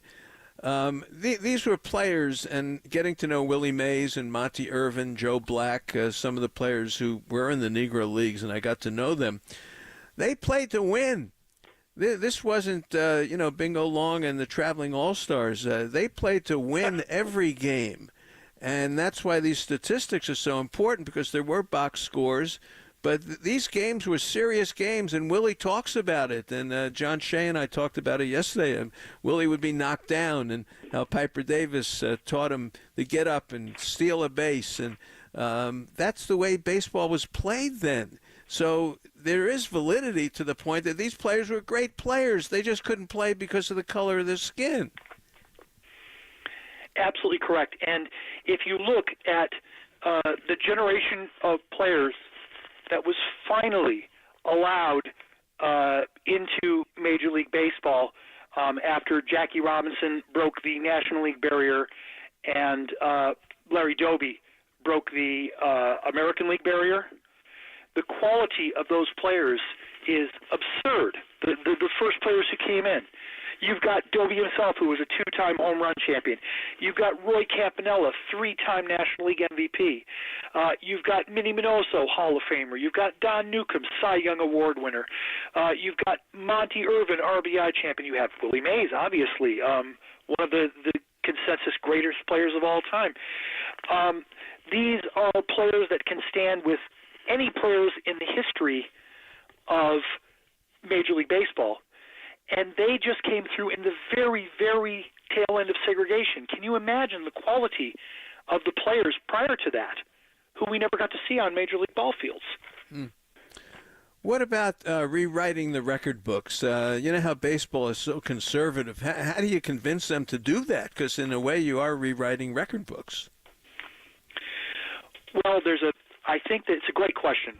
I think there's a common misconception that Major League records are somehow definitive, and my favorite example of this is Ty Cobb. There was a contested batting race between Ty Cobb and Tris Speaker, and at the end of the season where this title was contested, Tris Speaker's opponents, who hated Ty Cobb, just backed off the third base line and let Speaker drop 7 easy bunts down the third base line to boost his batting average. And so technically, by the numbers, Speaker won the batting championship. The commissioner didn't like it, overruled the actual results on the field, gave Cobb the championship. And if you look at Baseball Reference today, they award Cobb and Speaker the championship, even though Speaker has a batting average 1 point higher. MajorLeagueBaseball.com used to list Cobb with 9 batting titles. The current consensus in the sabermetric community is that he won 10 batting titles. Cobb went to his grave believing that he won 12 batting titles. Now, that's one of the most important records in the history of baseball. Who won the most batting titles? And there is no definitive answer to that question. And a lot of Major League records are like that. When Barry Bonds was approaching the all-time single-season record for on-base percentage, researchers went back through the box scores, and they discovered 2 walks that just hadn't been counted toward Ted Williams' totals. And this is a guy who's been studied as much as anyone in the history of baseball, and the previous researchers had just missed 2 walks that should have been credited to his record. So there's nothing particularly definitive about Major League records themselves, at least not until you get into the area where everything is on videotape and everything is computerized. Boy, Philip Lee is with us. The book Black Stats Matter, Integrating Negro League Numbers into Major League Records. The book tree up in Montclair, I'm sure David has it up there. Then not just are the statistics in the book, which are done so beautifully. You really did a good job with this, Philip. But there's stories. Stories about Luke Easter. Now I remember Luke Easter from the International League when I was in Miami in the mid '50s, and he played for the Buffalo Bisons. Luke Easter was a ferocious hitter. You make a very compelling argument for Luke Easter to be a Hall of Famer.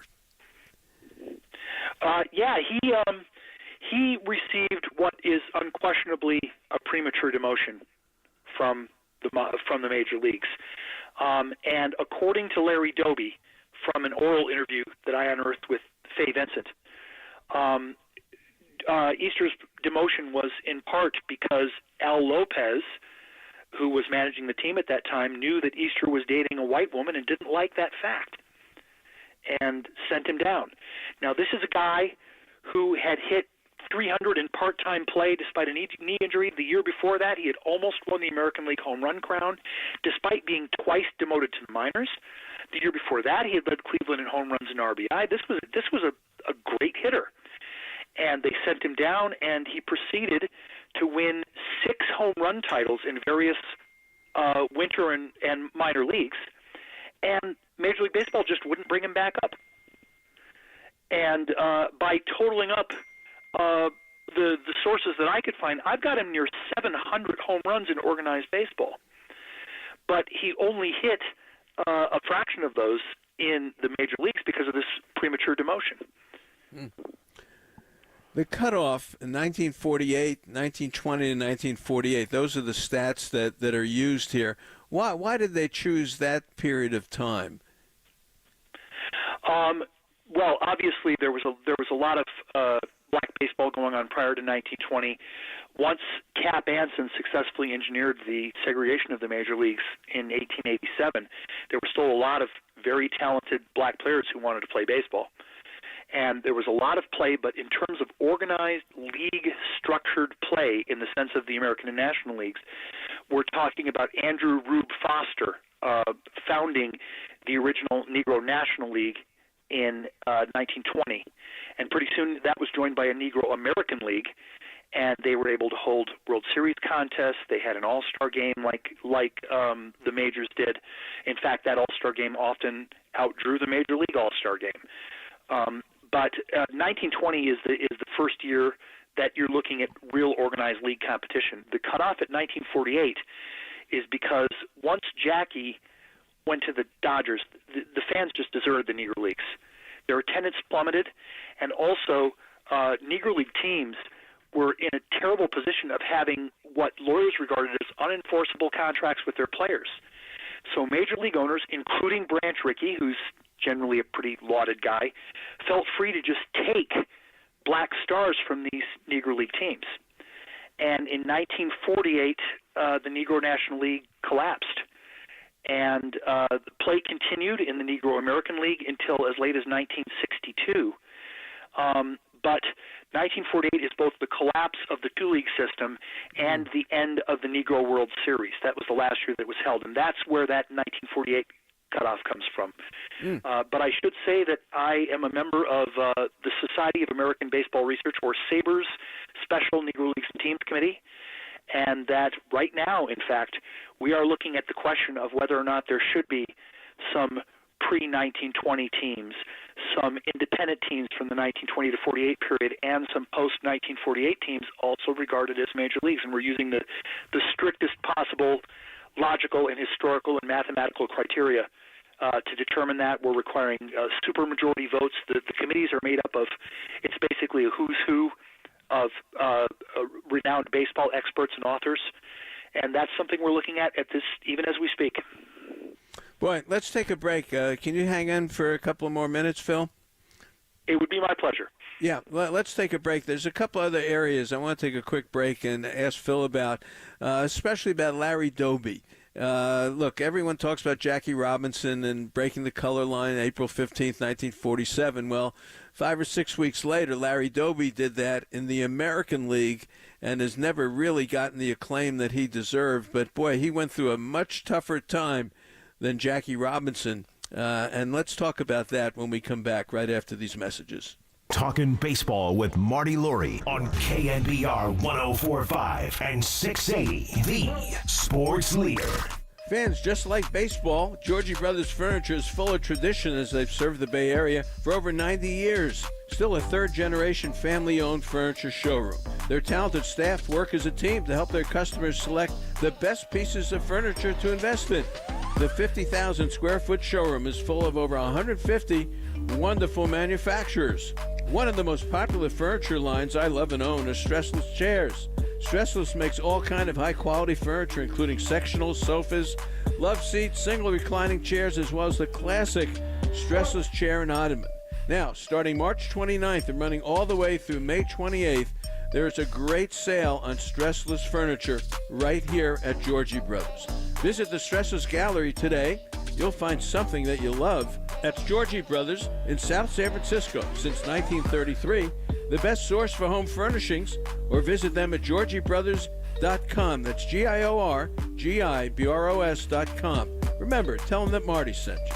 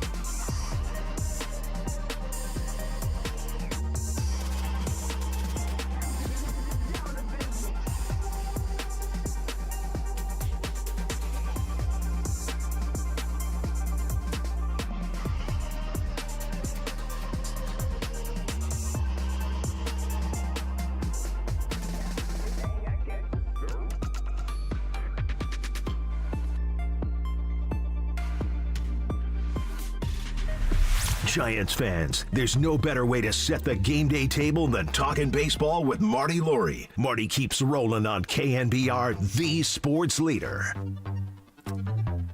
Hi, Philip Lee joins us. The book is Black Stats Matter. Phil, sort of summarizing this whole story here, really.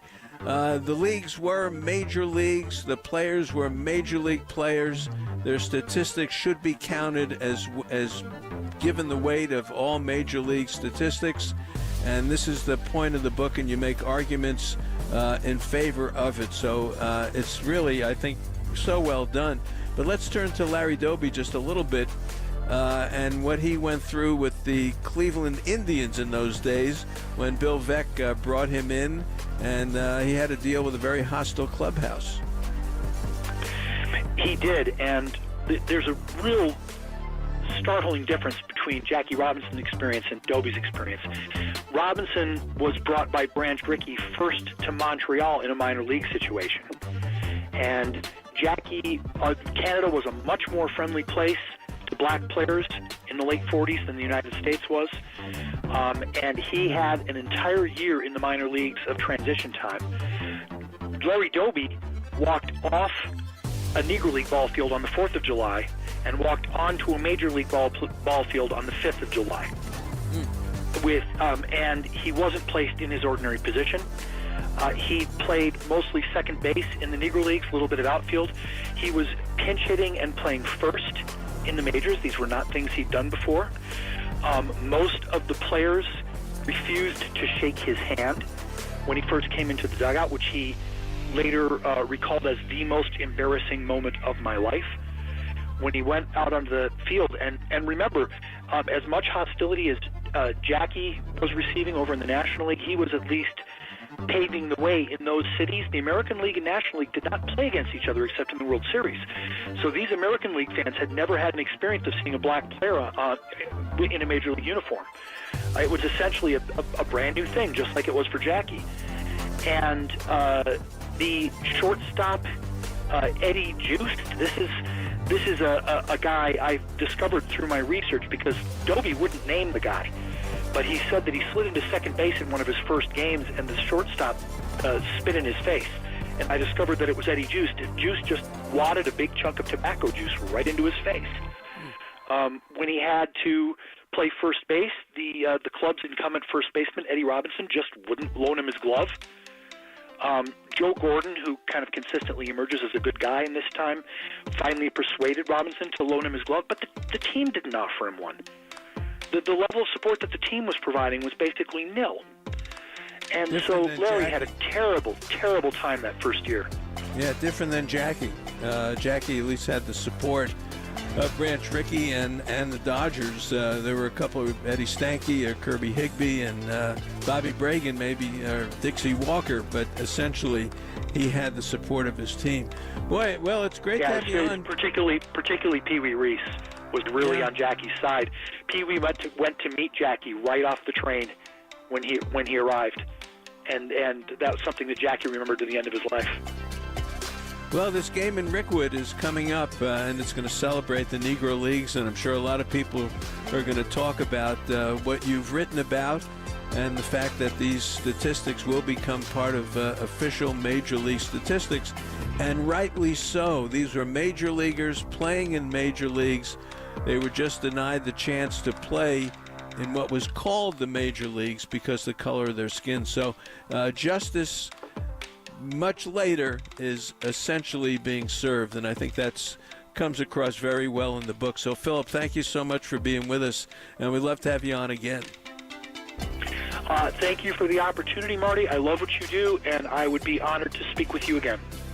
All right, thank you. All right, that is Philip Lee, the book Black Stats Matter, integrating Negro League numbers into Major League records. Very important subject, and John Shea talked a lot about it with us yesterday as well. And as I say, up at the Book Tree in Montclair, David, I'm sure, has got it up there. All right, well, back to baseball. New York baseball today. The Giants are at Citi Field trying to sweep the Mets and come home and get the Phillies tomorrow. And it's Logan Webb on the hill. And he hasn't been that great away from Oracle, but he is their guy. And he's pitched very well against the Mets before that. Sean Manaea, the lefty, going for the Mets today. And it's been an amazing week of Giants baseball. Who knows where this 2024 season's going to go, but the 1/3 mark is hit today, and we have a baseball story, and it's really just beginning. So enjoy your Sunday, everyone. Walter's coming up now with our Giants warm-up, and I'll be back with you tomorrow morning, 10 a.m. tomorrow morning with more Talking Baseball right here, KNBR 680, 104.5, the sports leader. Seam heads, start cracking those peanuts and spitting those seeds, because gloves are soon to be popping. He makes a headlong dive and makes the catch. And bats are going to get cracking. Blast one! Deep right field! Gone! Welcome to KNBR's Giants Warm-Up. Way back there! Goodbye! On the sports leader.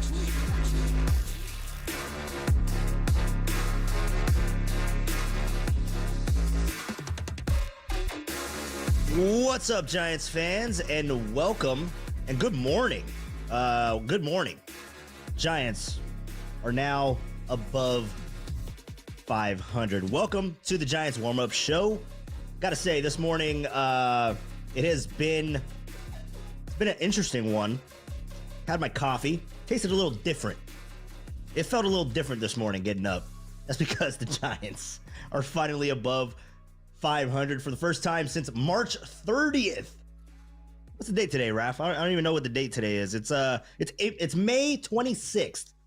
It has been almost 2 months since the Giants have been above 500. What a climb for this team, for the San Francisco Giants.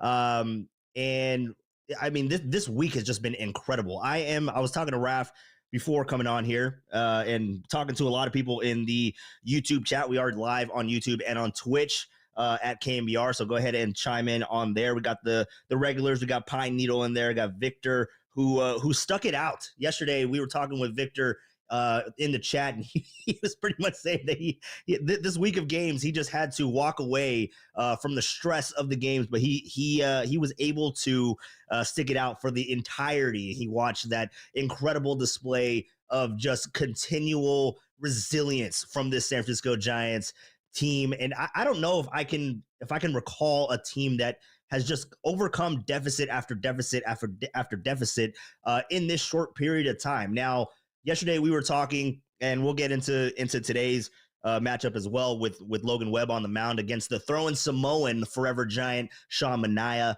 We'll get into that matchup as well. We got the lineup out as well. More of the same today.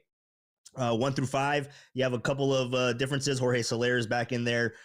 7 and 9 spots with Ramos and Wisely still the same. And forget who they slotted in there in the 7 hole. Who they got? McKenna. McKenna's 8 today, so he's in right field. We'll talk about that as well. But when we were kind of breaking down the Giants, we were talking about the sustainability of these type of games, and this isn't something that can continue to happen over 162. We all know that, but the fact that they are able to muscle out these games, and again, they're going against sub 500 teams. These are games that they should be winning, but I think the takeaway from this series is not who they're playing, it's how they're playing and how they're getting it done. And the fact that there's just a outburst of confidence. It's through the roof right now for the San Francisco Giants. And they're just learning different ways to play the game of baseball. They're learning ways to win in this 2024 season. So that's encouraging. And you factor in all these young guys that are contributing to this win streak right now. I mean, they've won 12 of their last 17 games, 12 of their last 17, 8 of their last 9. And yes, they've scored 69 runs in the last 9 games. Nice. So the Giants are hot right now. 18-1 when they score 5 or more in a game, 18-1. So that is the formula. But again, these close contests, these grinded out type games, is that a sustainable way for the Giants to go about it? It is a interesting, dynamic that they are able to. They're locked in from first pitch to the final out, and that makes a team dangerous. Now, again, these are teams that have bullpens. With the Pirates, with the Mets, the bullpens are atrocious. They are bad, to say the least. So the Giants are taking advantage of that. It's going to be really interesting, especially when they come back home, when they're playing against the Phillies. Start that series tomorrow. And Blake Snell is back from the paternity leave. He is back on the roster. Nick Avila is sent back down to Sacramento. So with Blake Snell starting off that homestand and going into the Phillies with a 3-game set and then the off day in between, then you got the Yankees coming in. This is a huge test for the San Francisco Giants to see if what we have seen over the last 17 games, playing these sub 500 teams, if this is what this Giants team has morphed into. Again, there's a lot of confidence with this team moving forward. And Bob Melvin, I mean, you got to give Bob Melvin his credit, because the bullpen has been better than it has been in the past. And you factor in, Sean Jelly, who is actually looking pretty decent. I can go out there and say I gave up on Sean Jelly last year. I did not have confidence that he would be a contributor to a major league roster, let alone this San Francisco Giants team. I am glad to be wrong because Sean Jelly is pitching pretty well. And then you figure behind that with Randy Rodriguez and Camilo Doval, this bullpen is starting to morph into something that can be, I wouldn't necessarily say a force, but it can be a reliable system moving down the regular season. And, at some point, who knows, will Reggie Crawford factor in to the San Francisco Giants bullpen? He's pitching up in Sacramento right now. Lefty brings the heat. And that's what I love to see from the Giants bullpen, is that they have guys that can come in there now with Eric Miller, with Randy Rodriguez, that can pump heat in the bullpen. And obviously Camilo Doval does that as well. But Bob Melvin, you got to give him his credit, because he has pushed every single button correctly over the last 2 weeks, with a minor hiccup at the start of the series on the road trip in Pittsburgh with Luke Jackson.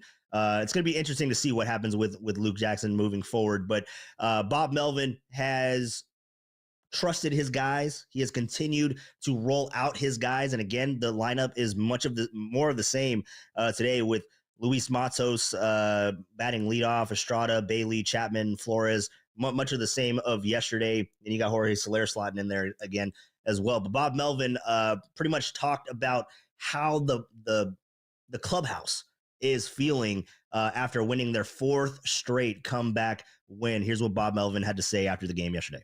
And it's just kind of what we're doing right now.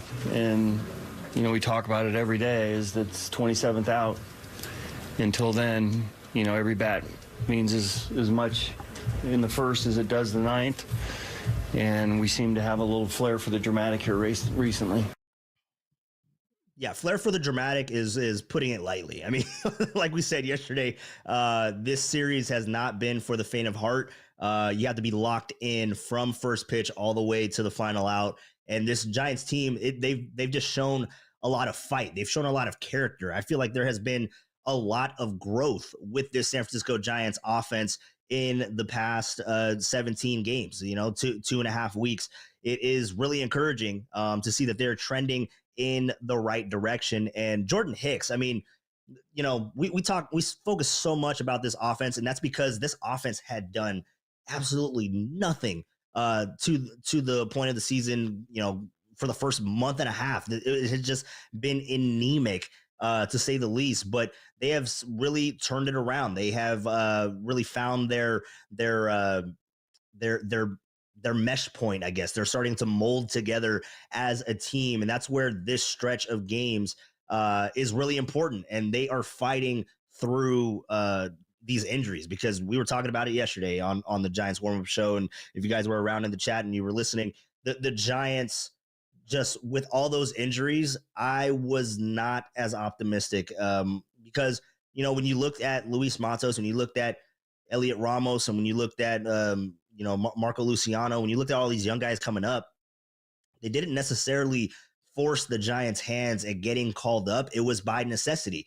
Now, the thing with opportunities, you could take it and run with it. And that's what these young guys did. There's been a spark of energy, and then that has in turn just brought new life to the Giants clubhouse, with Matt Chapman now going on a tear, with Jorge Soler. He's having great at bats. I'm excited to see him back in the lineup today after the day off. And you start seeing, Mike Yastrzemski come up huge yesterday. And I know that he is in the lineup more for defensive purposes.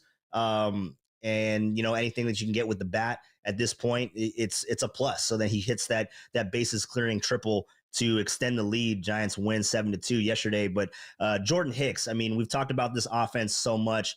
Jordan Hicks and this pitching staff has really been the backbone of the San Francisco Giants team. In the month of May, the starters have not been as good, they've been decent, but they haven't been as good, to say the least. I believe that the starters ERA is north of 5. And speaking of north of 5 ERAs, that's Logan Webb's ERA, 5.34 on the road. So that's going to be really interesting to follow. Talk more about Logan Webb. But just going back to Jordan Hicks, right? Jordan Hicks consistently goes out there and throws 5 innings. And that's where yesterday the key to the game, or the X factor of the game, was the Giants bullpen. Giants bullpen was the X factor, because you know that they're going to have to be relied on heavily with a Jordan Hicks start. You hope to see him go 6, but the book is out on him. He goes 5, and that's what they're doing so far in this point to the season. He had a couple of stretches where he did go 6 innings, but those were all home starts. So you can expect almost every single time that Jordan Hicks goes out there. But Jordan Hicks pitched really well yesterday, had a lot of 8 strikeouts. I believe 4 of them were on the split. So that is phenomenal. You love to see that, because the splitter was something that Jordan Hicks wasn't throwing too often prior to him coming to the San Francisco Giants. It's a pitch now that he throws with regularity, and to pair that with his sinker, with his fastball, it's just, it has the same arm slot, and it's 10 miles an hour different. But Jordan Hicks was talking about the San Francisco Giants, and just as an overall team, as a unit, that they are finally showing some fight on this road trip. Never out of it. It's been a really good thing. Obviously, it's not ideal to go down 4, but it's pretty cool to make history coming back from those deficits. So I think we're in a great spot. Just keep it rolling, keep swinging it, keep pitching well, and even if I think it's good for the long term of the season, because you go down early or something like that, like, you don't want to have that feeling in the dugout that we're out of it. So it's nice to know that we have some fight, There's a belief. They know that they can come back from it. There's a belief in the clubhouse now that I don't know if it necessarily, I mean, you're never going to say, like, you don't believe in your clubhouse, you don't believe in your teammates, but now you're seeing results, and you can go back to experience to where they've been in this situation before. You know what to do. You know the mentality. That's the belief system that I think that the Giants have now that didn't exist 2.5, 3 weeks ago, prior to this incredible run. I mean, they are scoring runs in bunches. They're averaging, I want to say, over seven runs a game over the last couple of games. So the Giants are just looking really good right now offensively. And then, as soon as the pitching rotation kind of steps it back up, and maybe it starts today with Logan Webb, and we'll talk more about Logan Webb on the other side. But go ahead and give me a call, shoot me a text, answer on the YouTube chat. I'll pop in there as well. It's harder for me to keep track of everything while I'm on air, but I am seeing everything right now. So go ahead and drop me some comments on the YouTube chat, or give me a call or text on 415-808-5627. That's 415-808-KNBR. How are you feeling about the San Francisco Giants team? How are you feeling with the trajectory of the Giants, their trend right now? They are above 500. Is this a team that when they come home, do you expect them to compete with the likes of the Philadelphia Phillies, with the likes of the New York Yankees? Give me your thoughts on that, and we'll talk more about this Giants offense and the pitching matchup today. Logan Webb and Sean Manaea. I'll go run through the lineup really quick, and then we'll take a quick break. We have Luis Matos, who is in the leadoff spot once again, and he did strike out once yesterday, but he had some solid contact as well, and he got on base in extras. So Luis Matos is batting leadoff. In center field, you have Tyro Estrada at second base batting second. Patrick Bailey's back in there, but now he is no longer DH. He is behind the plate. He's batting third, Patrick Bailey. Matt Chapman is batting cleanup at third base. You have Wilmer Flores batting fifth at first. Jorge Soler back in the DH spot, back in the lineup after a day off. He is in the sixth hole. Elliot Ramos is batting seventh in left field. Ryan McKenna is batting eighth in right field. And Brett Wisely, no Marco Luciano. We will talk about Marco Luciano a little bit as well. Give me your thoughts on Marco Luciano and his late inning. You know, he's not doing it with the glove right now. But Brett Wisely is batting ninth in the shortstop position. So again, you got Matos, Estrada, Bailey, Chapman, Flores, Soler, Ramos, McKenna, and Wisely. Go ahead and drop me a call and hit me on the text line, Golden State Lumber and Building Materials text line at 415-808-5627. That's 415-808-KNBR. And also check in on the chat on YouTube. And we'll talk more about this Giants team moving forward. They are one of the hottest teams in baseball, looking to get the sweep. I buried the lead, guys. I buried the leads. Come on. Hold me accountable. Hold me accountable on the chat, everybody. I buried the lead. We're going for the sweep today. What? We are trying to go consecutive weekends of bringing out the brooms. Do you take your broom to the ballpark when it's a sweep day? 808 KNBR. Go ahead and chime in, and we will continue to talk about the orange and black hot streak on the other side. You are listening to the Giants warm-up show on KNBR 104.5 and 680, the sports leader.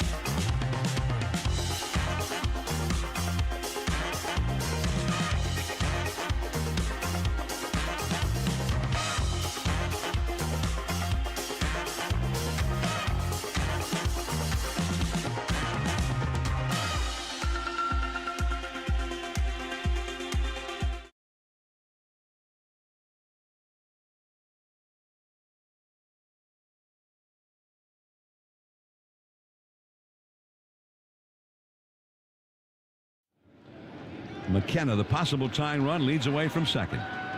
Shortstop, Lindor playing right behind him. The pitch. Swing. A line drive down the right field line. Base hit. Heading toward the corner and up against the wall.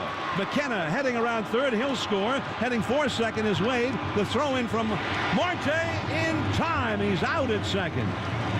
Marte, who's got the great arm.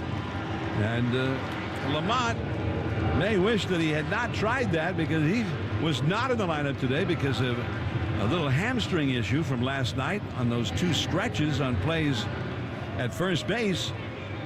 And he tried to stretch that into a double against a guy who got one of the great arms of any right fielders in the league. Giants fans, first pitch isn't too far away as KNBR's Giants warm-up continues on the sports leader.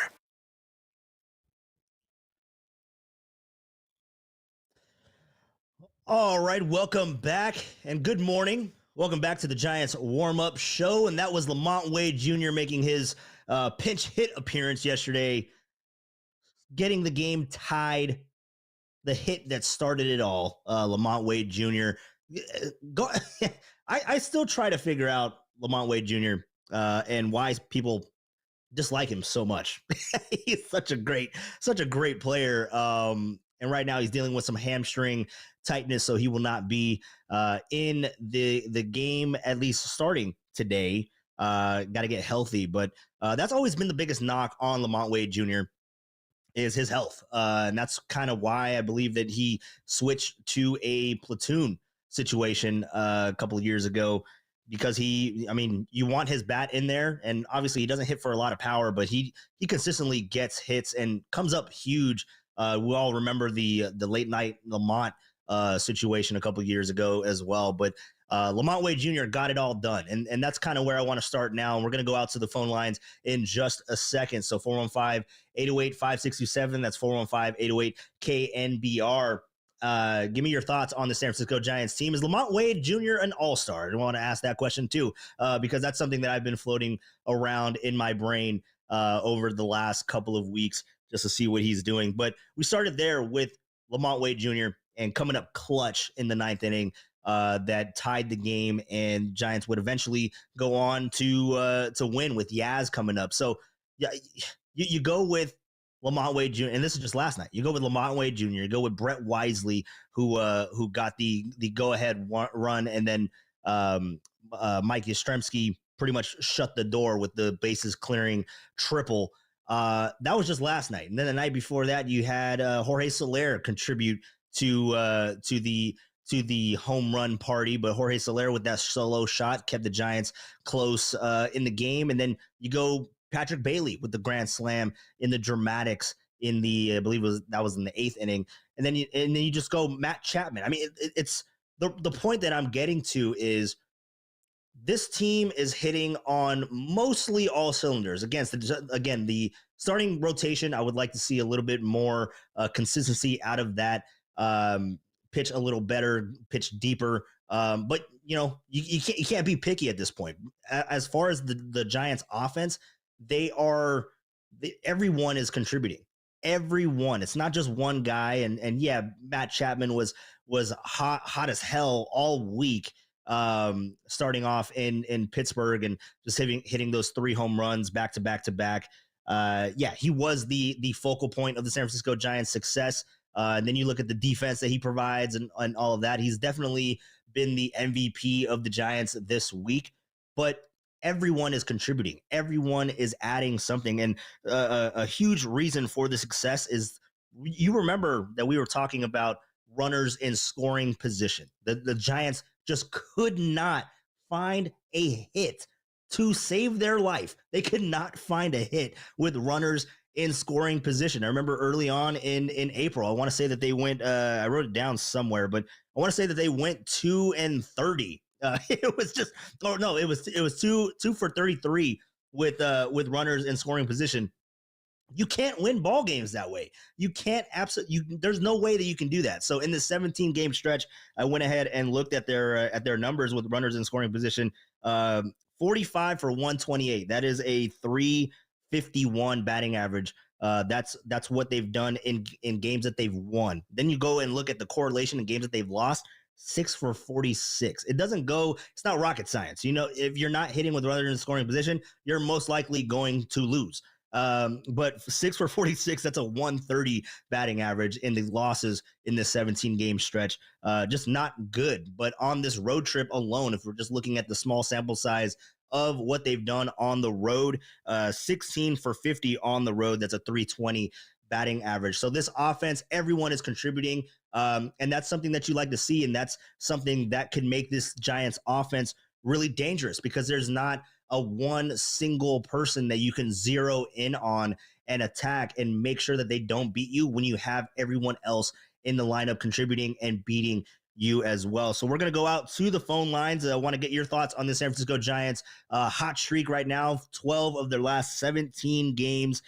We have Dave in San Jose. Dave, what's up, man? Welcome to the Leader. How you doing this morning? I'm doing well, and thank you very much. I've been on my edge of my seat these last 2 weeks, and you said it all. You can't ask for any more than the Giants are doing right now. They're resilient. They're the Energizer bunnies. They're making adjustments. I like the way Bomel is doing the pitching staff. I do want to ask, which is why I'm calling, about what's going on with Conforto, Ahmed, and Sable.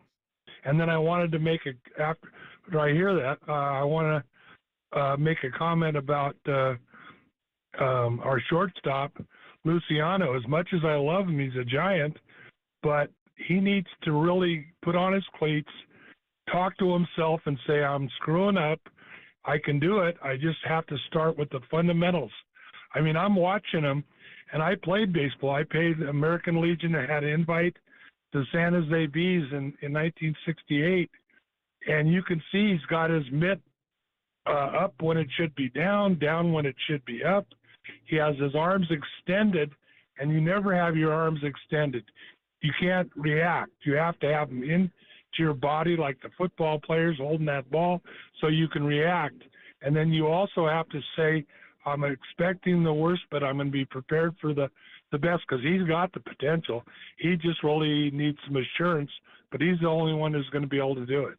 Okay, thank you.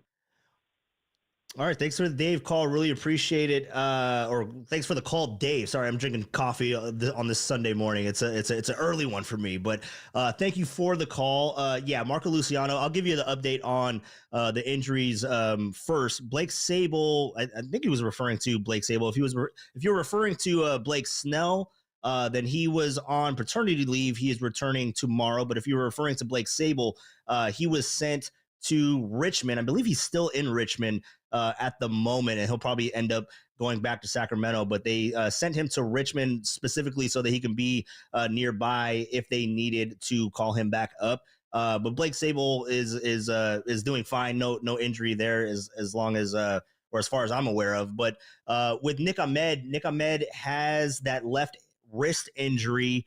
And he started, I believe, light baseball activities recently with the Giants on the road trip. I haven't seen a timetable as far as when he can come back. I mean, the expectation is possibly on this next homestand that he can return. But that's as far as what I know. And then with Michael Conforto, they were close to activating him this weekend for the Mets. I guess at least that was the target date for Michael Conforto, but he hasn't been able to ramp up full sprint speed out of the batter's box yet. So they're going to take it slow, because especially with an outfielder, especially with a hamstring, that's why I was a little shocked, but not really, with Lamont Wade Jr. I wasn't shocked for him getting the pinch hit opportunity. I was shocked with him trying to stretch it to second, being that he has a sore hammy. Because with hamstrings, I keep calling it hammy. Moon over my hammies. I might go order that later this morning for my breakfast. But with a hamstring, you want to take it slow with that recovery process, because it can be a recurring injury that just continues to linger throughout the season if you don't heal it properly. So I am okay with them taking their time with Michael Conforto, especially with how we have Luis Matos and Elliot Ramos there. But that's kind of the injury update on Michael Conforto. Then Dave, you were mentioning Marco Luciano, and I just think there's a reason why Marco Luciano. I love Marco Luciano. I am high on Marco Luciano. Don't get me wrong. But there was a specific reason why he did not make this Giants opening day roster.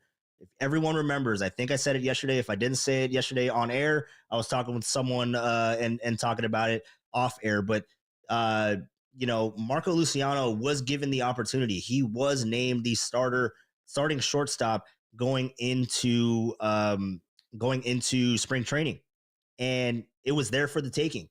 He didn't do what he needed to do at that time. And don't hold anything against Marco Luciano. He is young. He is learning.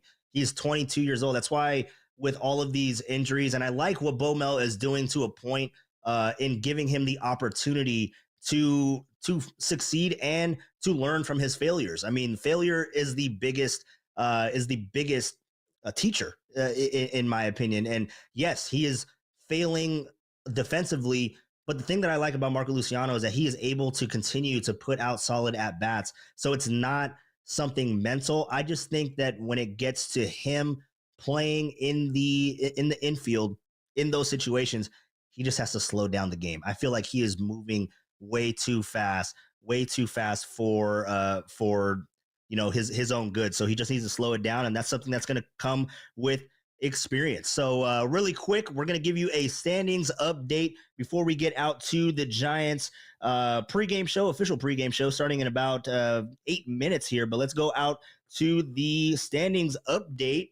Give me 1 second, Raph. I'm looking up the read right now. I've got a lot of stuff going on. Standings update that is sponsored by Alameda County Probation Department. Visit joinacpd.org today for a career that matters. The Giants continue to win 4 in a row. They have won again 8 of their last 9, 8 of their last 10, I guess. 8-2 of their last 10, but 12 of their last 17. They are hot right now. They are now second in the National League West, right behind the Dodgers, only 5.5 games back of the Dodgers. The West is well within grasp for the San Francisco Giants, especially when the Dodgers come to town. Then when you look at the wild card standings, if the playoffs started today, Giants would be in the playoffs. They are the last wild card team behind the Cubs and the Braves, and that is your standings update, sponsored by Alameda County Probation Department. You have the Giants and the Mets. Giants bringing out the brooms, going for that sweep, second consecutive weekend that we are in this situation. Logan Webb, Sean Manaea on the mound. You're listening to KNBR 104.5 and 680, the sports leader.